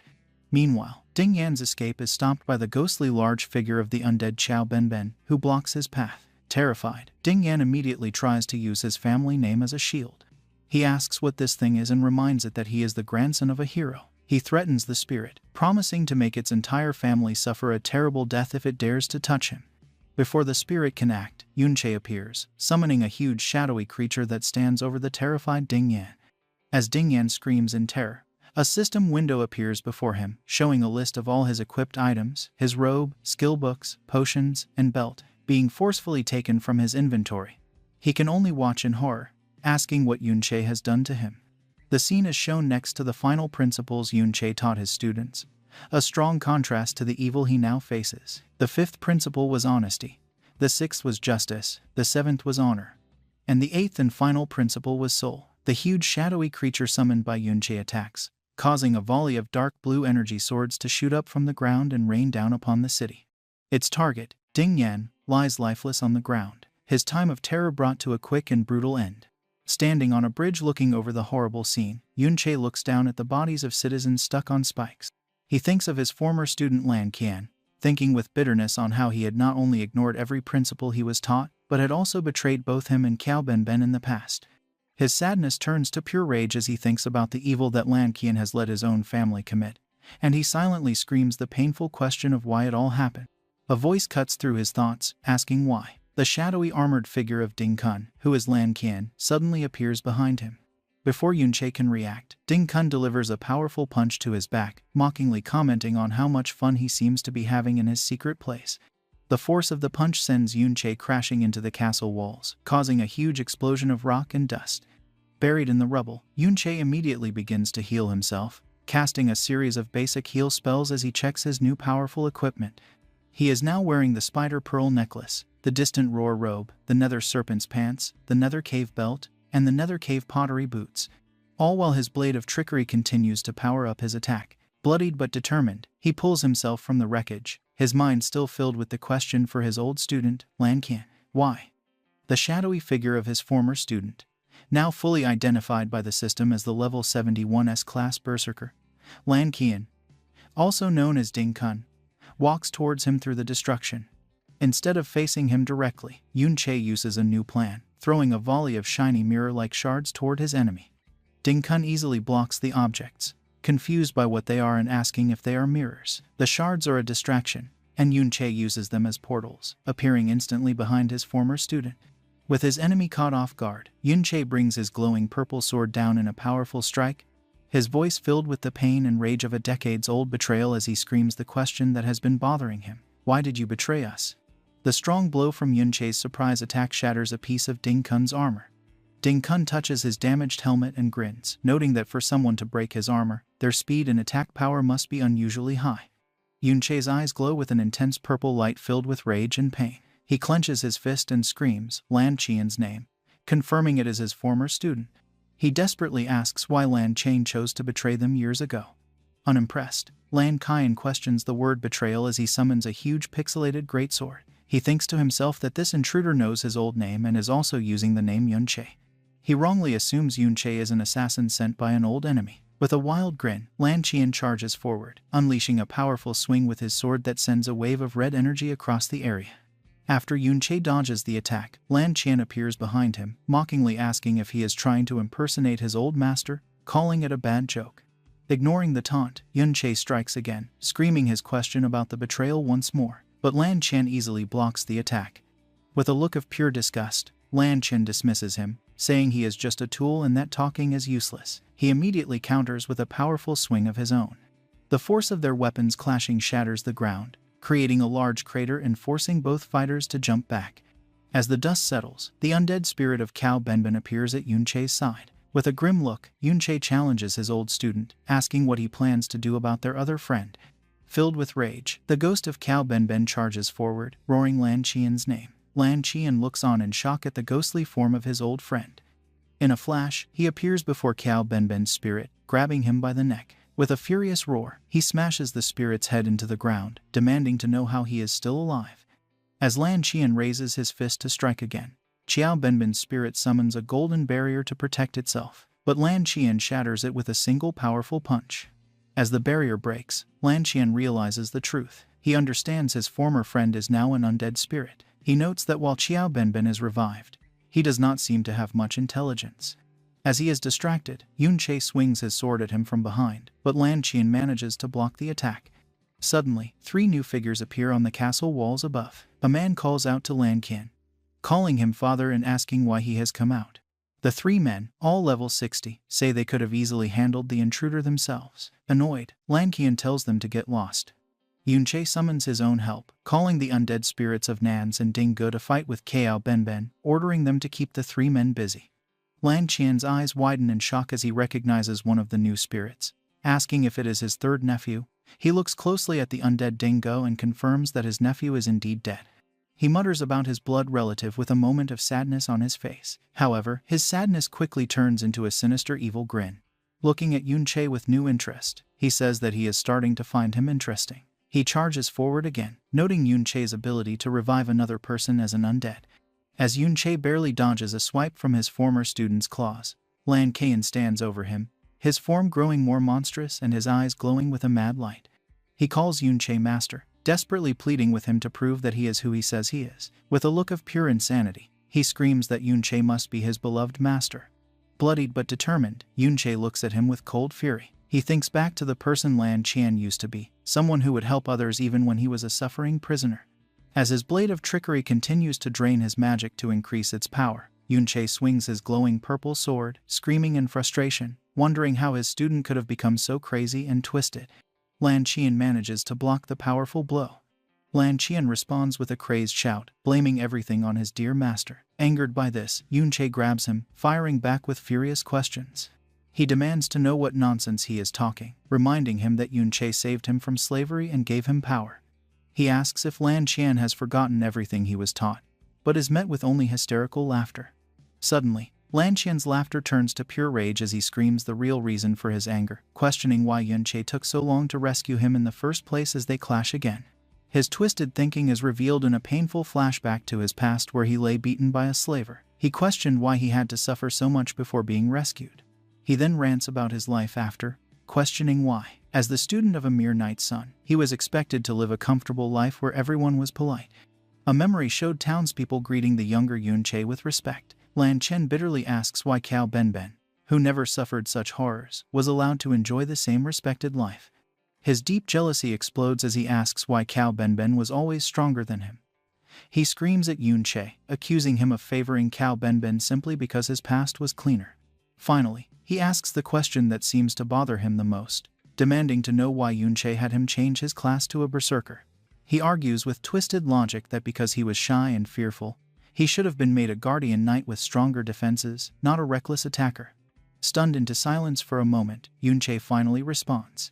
He asks when he ever showed favoritism, reminding Lan Qian that he had always wanted to become braver and stronger, and that was the reason for his choice. Lan Qian furiously rejects this, screaming that it is all because Yun Che preferred people like Qiao Benben. He insists that he also tried his best to act brave, but then his tone shifts to mocking laughter. He questions if his efforts made Yun Che favor him more, then accuses his former master of looking down on him from the beginning because of his past as a slave, telling him to stop pretending. This accusation finally breaks Yun Che's calm, his eyes glowing with pure rage. He screams back, asking about compassion and humility, angrily dismissing all the knightly values he had tried to teach. Lan Qian shoots back, asking if any of those values could help him live a better life. He cynically points out that the respect Yun Che got was only due to his own power. He sneers that unlike Qiao Benben, who was fooled by Yun Che, he would never waste time and chances for leveling up just to save people. With a look of disgust, he again asks Yun Che how he could dare to speak of betrayal. Lan Qian's confession becomes a proud declaration. He says that since Yun Che could choose Qiao Benben, he was free to make his own choice. He reveals that good old brother Louis was able to offer him a much higher status and greater power. He crazily tells Yun Che to look at the results of their choices, comparing Qiao Benben's descendants to his own. He laughs with cruel satisfaction, bragging that Qiao Benben's family can only serve as slaves under his own Ding family. He mocks Yun Che's current state and then points to a golden statue of a powerful figure, telling him to look at the high status Louis now holds. As Yun Che stands silently, his body crackling with a huge purple aura, Lan Qian delivers his final taunting question, asking him who he thinks made the right choice in the end. The immense purple energy around Yun Che surges violently. His blood-streaked face twists into a mask of pure fury as he finally snaps, screaming at Lan Qian and calling him a heartless, ungrateful bastard. Fueled by his rage, Yun Che leaps into the air and throws a volley of glowing mirror shards at his former student. He then unleashes a blindingly fast and complex attack, teleporting between the shards to strike from multiple angles at once. A storm of purple energy slashes overwhelms Lan Qian, who desperately tries to fight off the attack. The force is too much, and Lan Qian's strong armor begins to crack and shatter under the continuous blows, breaking apart completely. After the devastating attack, Yun Che lands, looking down at his hand. He speaks with cold final judgment, agreeing with his former student on one thing. He truly cannot compare to Qiao Benben. With a look of complete disgust, he delivers his final crushing insult, declaring that Lan Qian is not even worthy of being compared to one of Qiao Benben's toes. Lying defeated on the ground in his shattered armor, Lan Qian starts to laugh wildly. A system window appears, announcing that the conditions for his skill, Berserker's Brand, have been met. Surrounded by a furious red aura, his scarred body now bare, he rises to his feet, laughing like a madman as he screams that Yun Che has finally admitted he had a favorite.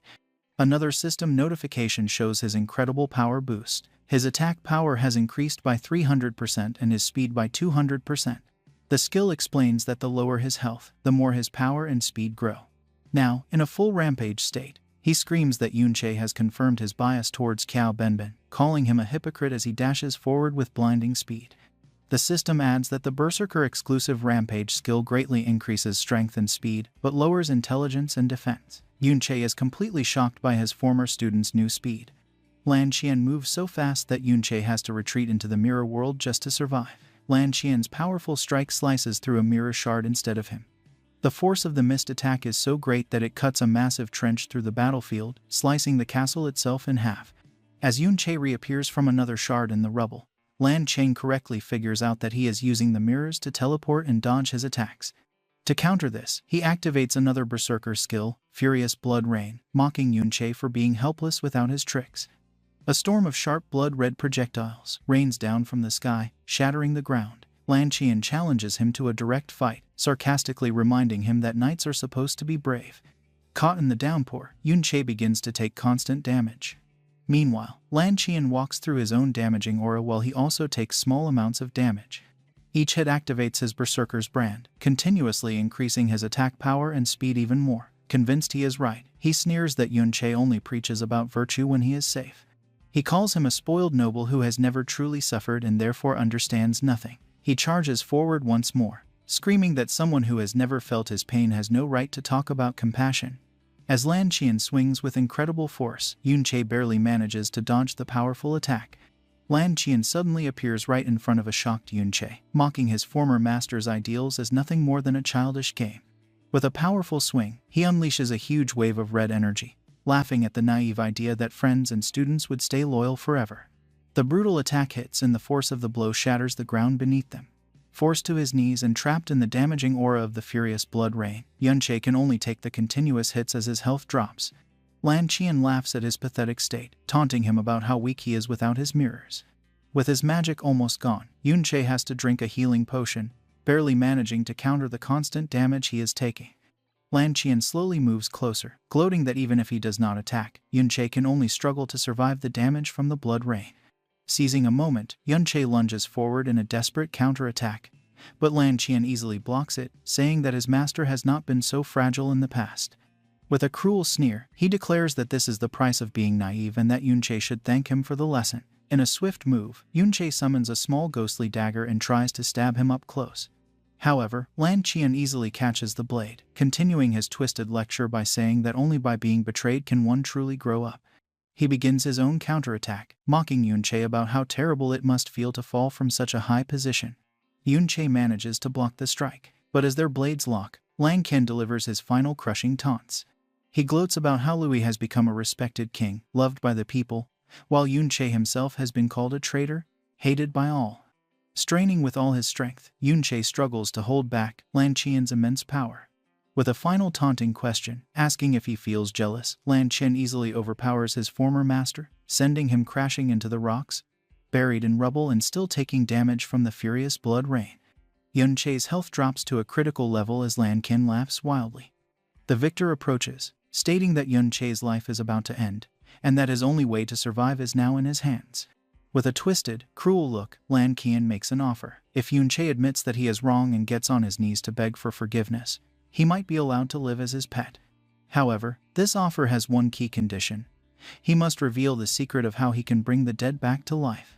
In the darkness, seemingly beaten, Yunche quietly admits he was wrong. As he speaks, he summons a new pair of daggers, the ghostly daggers. He clarifies his statement, declaring that his mistake had been saving Lan Qian from the slavers all those years ago. As a powerful golden aura begins to surge around him, he continues, stating that his second mistake had been trusting heartless people like him. Suddenly, a system message flashes, announcing that Yunche has leveled up. Lan Qian looks on in shock, realizing that his opponent's status has been fully restored. Yunche continues listing his past mistakes. He had been wrong to believe that he could win people over by setting a good example and wrong to think that good people could not turn evil. All this time, his undead minions have been continuously farming experience for him inside the mirror world, providing the final push he needed to level up. With his health and mana now full at level 46, he states his next mistake had been strictly following the Knight's Code. He activates a series of powerful buffing skills from the new daggers, including Aura of Swiftness and Evil Possession. His appearance changes dramatically. His hair turns a ghostly white and he is covered in a powerful ghostly blue aura as his attack power soars. He declares that virtues are not needed to deal with scum like them. With a new look of cold, ruthless determination, he concludes that all that is needed is to eliminate them by any means necessary. Now fully powered up, Yunche charges forward, his new ghostly daggers crackling with energy, and meets Lan Qian head-on. The two engage in a fierce high-speed battle, their attacks clashing in a blinding storm of blue and red energy that tears across the ruined landscape. Lan Qian laughs wildly, thrilled by the fight, screaming that this is how it should be. However, after easily blocking one of Yunche's strikes, he begins to mock his former master. He had thought Yunche had learned a new dual-wielding class, but he now sees that he is just awkwardly holding two daggers. He scolds him, saying that using an unfamiliar fighting style in a real battle is suicide, and that Yunche seems to have forgotten the lessons he once taught him. As a memory of his own past suffering flashes in his mind, Lan Qian swings, but Yunche vanishes before the blow can land. Lan Qian is left confused by his opponent's sudden disappearance. But only for a moment, Yunche instantly reappears behind him and drives a dagger deep into his back, causing him to spit up blood. Enraged and in pain, Lan Qian spins around to counterattack, but Yunche vanishes again. He screams in frustration, demanding to know how it is possible. When all his mirrors are shattered, he frantically searches, and his eyes land on a pool of his own blood on the ground. He sees a reflection and realizes the horrifying truth. Yunche does not need mirrors, but can use any reflective surface, even blood, to teleport. Furious at being tricked, Lan Qian unleashes a powerful ability, causing tendrils of blood to erupt from the ground and cover the entire area. He admits that Yunche has found a loophole, but declares that this new move will leave him with nowhere left to run. Activating his ultimate skill, Blood Frenzy, he confidently states that now there is nothing left for his master to use for reflection. Just as he finishes his boast, a shadowy blade pierces straight through his chest from behind. He turns in utter disbelief to see the ghostly form of his other former friend, the undead Qiao Benbin, standing right behind him. He weakly questions when he got there and how they could have performed a sneak attack. Across the battlefield, Yunche, now back to his original appearance, calmly recalls his undead minions. He states that there is no need to follow the Knight's Code when dealing with someone like him. The battle is over. Surrounded by the ghostly flames of his undead army, Yunche stands atop looking at the fallen Lan Qian. With a look of absolute cold hatred, he delivers his final sentence, declaring that he only wants one thing, for Lan Qian to die. Even with a deadly wound, Lan Qian remains defiant. He calls the undead spirit of Qiao Benbin a loser from 60 years ago, who is no match for him now, and easily cuts the spirit in half. He screams that the more he is hurt, the stronger he becomes because of his berserker skills, but Yunche instantly appears and stabs him again. In his powered-up form, Yunche coldly tells his former student that he knows all his weaknesses. Enraged, Lan Qian curses at him, but Yunche calmly explains the two main weaknesses of the berserker class. The first, he says, is low defense.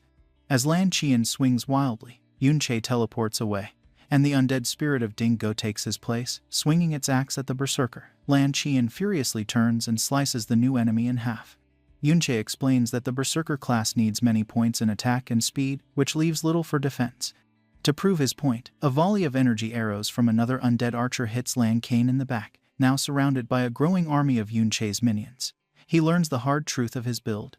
Yunche explains that with the defense-lowering effects of his own skills, even low-level skeletons can now hurt him.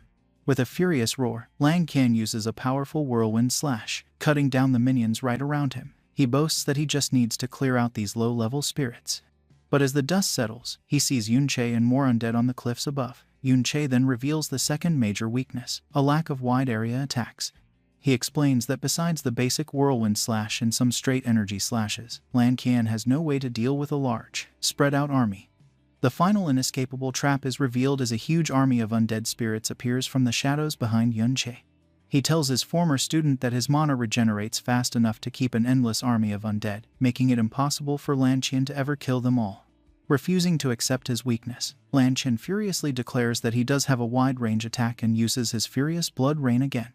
But Yunche is ready and calmly summons huge ghostly shields from the ground to protect his army. He then reveals his former student's biggest weakness, having no one he can truly count on. Yunche reminds him of the past, explaining that he and Qiao Benben used to work together, covering each other's weaknesses. He points out the sad irony that the shield that once protected him, Qiao Benben, is now the sword trying to strike him down. He reasons that as someone who gained power through betrayal, it is only natural that no one would ever truly get close to him. As the ghostly form of Qiao Benben appears behind the traitor, Yunche asks if this lonely, bitter life is what he had really wanted. Enraged, Lan Qian rejects the idea of friendship and trust. Swinging his weapon wildly as Yunche dodges, he screams that while he has enjoyed 60 years of absolute power, Yunche has been nothing but a dead man. He insists that he is the one who has been right and that he does not need allies. To prove his point, he moves back towards the city, calling for his family members, Ding Jian, Ding Jiang, and Ding Shun, to come out and fight for him. He lands with a proud look, boasting that he does not need allies because his own family will be his army. In a flash, Yunche appears right behind him, calmly questioning his confidence. Before Lan Qian can react, Yunche swings his blade in a clean, quick move, cutting off his former student's arm at the shoulder. Lan Qian screams in pain and disbelief as his 3 family members watch from the rooftops in stunned horror, calling out to their father. A wave of pure panic hits Ding Jian as he stutters, unable to believe that his seemingly unbeatable father is being so completely defeated. Wounded and desperate, Lan Qian screams at his 3 sons, ordering them to hold Yunche back and heal him right away, but his family members are frozen in terror. Ding Shun stutters, asking how they can possibly fight someone that even their powerful father cannot beat. This hesitation sends Lan Qian into a blind rage. Cursing them, he declares he will do it himself and leaps towards them. In a horrible act of cruelty, he grabs his son, Ding Shun, by the throat.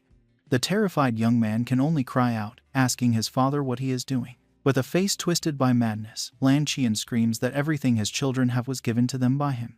He reveals the monstrous truth behind his family, asking what purpose they serve other than to make sure he is healthy and lives a long life. As he speaks, he begins to drain his son's life force. Enraged that he would dare to refuse him, he then threatens his other 2 sons, who watch in frozen horror. He orders them to hold Yunche back, or he will drain them next. Before they can react, a volley of mirror shards appears from thin air, blocking their path. From these portals, Yunche's entire undead army appears, completely surrounding the traitor and his terrified family. The group of spirits swarms them in a chaotic, overwhelming attack, attacking from all sides. Lan Qian screams in pain as he is torn apart by the endless wave of energy and blades. In a final, desperate act, he uses a massive explosive swing of his weapon, creating a huge crater and sending a cloud of dust and debris into the air. When the dust finally settles, Lan Qian is left standing alone in the ruined landscape, breathing heavily. He looks around the now empty battlefield, wondering where everyone has gone. A bloodied Yunche, still in his powered-up form, looks down on his exhausted former student with a smirk, asking if his energy is finally running out. He then reveals his final, most cruel act of revenge. Behind him, the newly resurrected undead spirits of Lan Qian's own sons, Ding Jian, Ding Shun, and Ding Jiang, rise from the shadows. Yunche coldly remarks that despite his youthful look, Lan Qian is still just an old man on the inside and mockingly tells him to enjoy his family happiness. A wave of absolute terror and despair washes over Lan Qian as he realizes that his own children have been turned into undead puppets. Utterly broken, he lets out a choked sound and makes a desperate attempt to run away. Yunche chases after him, calmly, asking if he truly believes he can escape now. Lan Qian's desperate escape is immediately cut short. He is surrounded and relentlessly attacked by the ghostly blue slashes of his own undead sons. As he is torn apart by the ones he once called family, his mind completely breaks. He mutters the word comrades, then master, and finally, with blood pouring from his lips, children. Yunche appears before him one last time. As Lan Kane's fingers are cut off in the brutal attack, his former master tells him with cold finality that he could have had it all. Loyalty, family, and honor. With that, Lan Qian finally collapses, his body and spirit completely shattered. Yunche looks down, his face a cold, emotionless mask. Surrounded by his entire undead army, he stands over the fallen body of the man who had betrayed him. He tells him that where he could have had love and loyalty, he now only has the hatred of those he sacrificed. With his final words, Yunche tells him to face the dead end that he himself had chosen. The story returns to a time over 60 years ago. Yunche was in a workshop with his two young students, Qiao Benben and Lan Qian. He spoke to both of them, congratulating them on successfully changing their class and reaching the S rank. He told them that as their master, he had gifts for them. Yunche explained that he had sent all the best materials he saved over the years to a master craftsman. With great luck, he had 2 weapons of mythic quality made. He gave a huge great sword to an impressed Lan Qian, telling him it was the best weapon he could use at his level. He mentioned its style was similar to what Lan Qian already used, so he should handle it easily. Lan Qian excitedly swung the new sword and sincerely thanked his master. Yunche then turned to Qiao Benben, giving him a large fancy shield. He explained that the shield was a perfect fit for his new class and that with his fighting talent, he would master it quickly. Qiao Benben hugged the shield, seeming to mumble that it was a waste of money, but he clearly loved the gift. After a moment, a confused Qiao Benben asked Lan Qian what he was staring at. Lan Qian pointed at Yunche's own sword, asking why his master had never changed his weapon and wondering if it was old. Yunche held his sword and declared that it was one he would never need to replace, revealing it was the Flowing Cloud sword. He went on to explain that he had once risked everything, spending many years collecting the best secret treasures. He finally sneaked into an SSS-rank secret realm to make this ultimate weapon in an ancient furnace.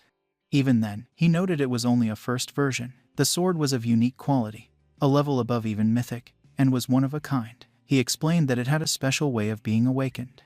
It could change like a flowing cloud into any weapon form its user wanted. The real condition for it to take its final form was for the user to form a bond with it through experience. After fighting with it for many years, it had learned to change according to his will and match his strength. Lan Qian was completely amazed by this. Yunche then offered the incredible sword to him, asking if he would like to try it. Overjoyed, Lan Qian excitedly asked if he really could, and just as Lan Qian grabbed the handle of the Flowing Cloud sword, another flashback plays. Later, after a great battle, Lan Qian stood over the dying body of Yunche, whom he had just stabbed with the same sword. That time, he arranged that the scene had to be cleaned up to look like a fierce rebellion for the king. And after that, with a crazy laugh, Lan Qian celebrated that he had finally gotten the one-of-a-kind unique quality weapon. But just when he claimed it, the holy sword began to change shape, becoming twisted by a dark power. Back to the present, a powered-up Yunche, with his hair glowing with white energy, begins to walk forward, narrating about his past life. He remembers that when he faced dangers on the front lines, he never hesitated, even when the path was hard. He believed he could overcome any problem. He grabs the twisted Flowing Cloud sword from the ground, its blade now burning with a fiery aura. The sword begins to change shape in his hand, while he thinks that all his struggles had been for one simple goal: to live a peaceful life with his friends. He stares at his sword, and seeing its broken state, he deduces that the greed has ruined his treasured weapon. Yunche then points the broken blade at the defeated and bleeding Lan Qian, who finally admits that he was wrong. Yunche tells him that he never cared for the fake title of hero. Terrified, Lan Qian begs for his life. In response, Yunche transforms the sword into a huge heavy scythe. He looks down at his former student and asks if it was for this power that he betrayed him and, most importantly, betrayed Qiao Benben. Desperate, Lan Qian reaches out, asking if his former master does not want to know the truth of what happened. Yunche ignores his plea, telling him only to face the dead end that he himself has chosen. With a final quick move, he swings the great scythe and cuts off Lan Qian's head, whose last words about the truth are cut short.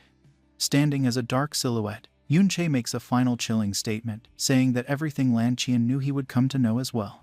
After the battle, Yunche is now sitting on the throne, looking down at the newly formed undead spirit of Ding Kun, who was once Lan Qian. The spirit, now tied to him, speaks in broken sentences, revealing a shocking truth: he was just bait used by Louis. Hearing this, a look of cold determination crosses Yunche's face. He realizes his path of revenge has only just started. The undead spirit of Lan Qian then hands him a proof of advancement, a rare item, and seems to promise that for this revenge, he will help him become stronger. The story then explains the power system of the world. Because of the strict control over dungeons, ordinary people like miners might only reach level 30 inches their whole lives. Even talented people who join official groups and get promoted can at best reach level 60. This is because level 60 is a huge barrier due to class advancement. Only by meeting certain conditions can a person's class evolve, which unlocks better equipment, stats, and special skills. Only those who complete this advancement can break the level 60 barrier. Yunche looks at the proof of advancement he took from Lan Qian and remembers how important this item is for the process. These kinds of proofs are incredibly rare, even in his past life. When dungeons were open to everyone, only 1 in 10,000 people managed to advance. In the current time, the government controls them completely, making them even harder for ordinary people to get. Yunche thinks about the fact that within the entire hero family, only Lan Qian himself had a proof of advancement, meaning none of his family were able to advance their class. The power difference between someone before and after advancement is huge. Lan Qian, for example, advanced from a simple warrior to a berserker, learning powerful special skills like Berserker's Brand and increasing his strength several times. Looking at the kneeling spirit of his once very powerful enemy, Yunche knows that if it were not for his unique SSS rank skill, Mirror World, he would have had no chance of beating Lan Qian. Yunche considers his next move.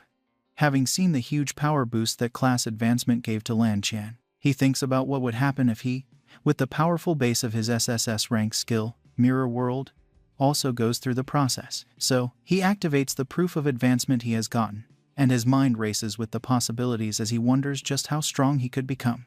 The system begins the advancement process, scanning his stats and confirming that he meets the requirements to advance. It then shows him 3 possible advanced classes for a chanter, war dancer, bard, and forest musician, asking him to pick one to begin the advancement quest. Yunche reaches out. His decision has already been made. He had long ago decided on his path. He chooses the war dancer, a very rare advancement that only a few chanters can get and the only one that has powerful attack skills.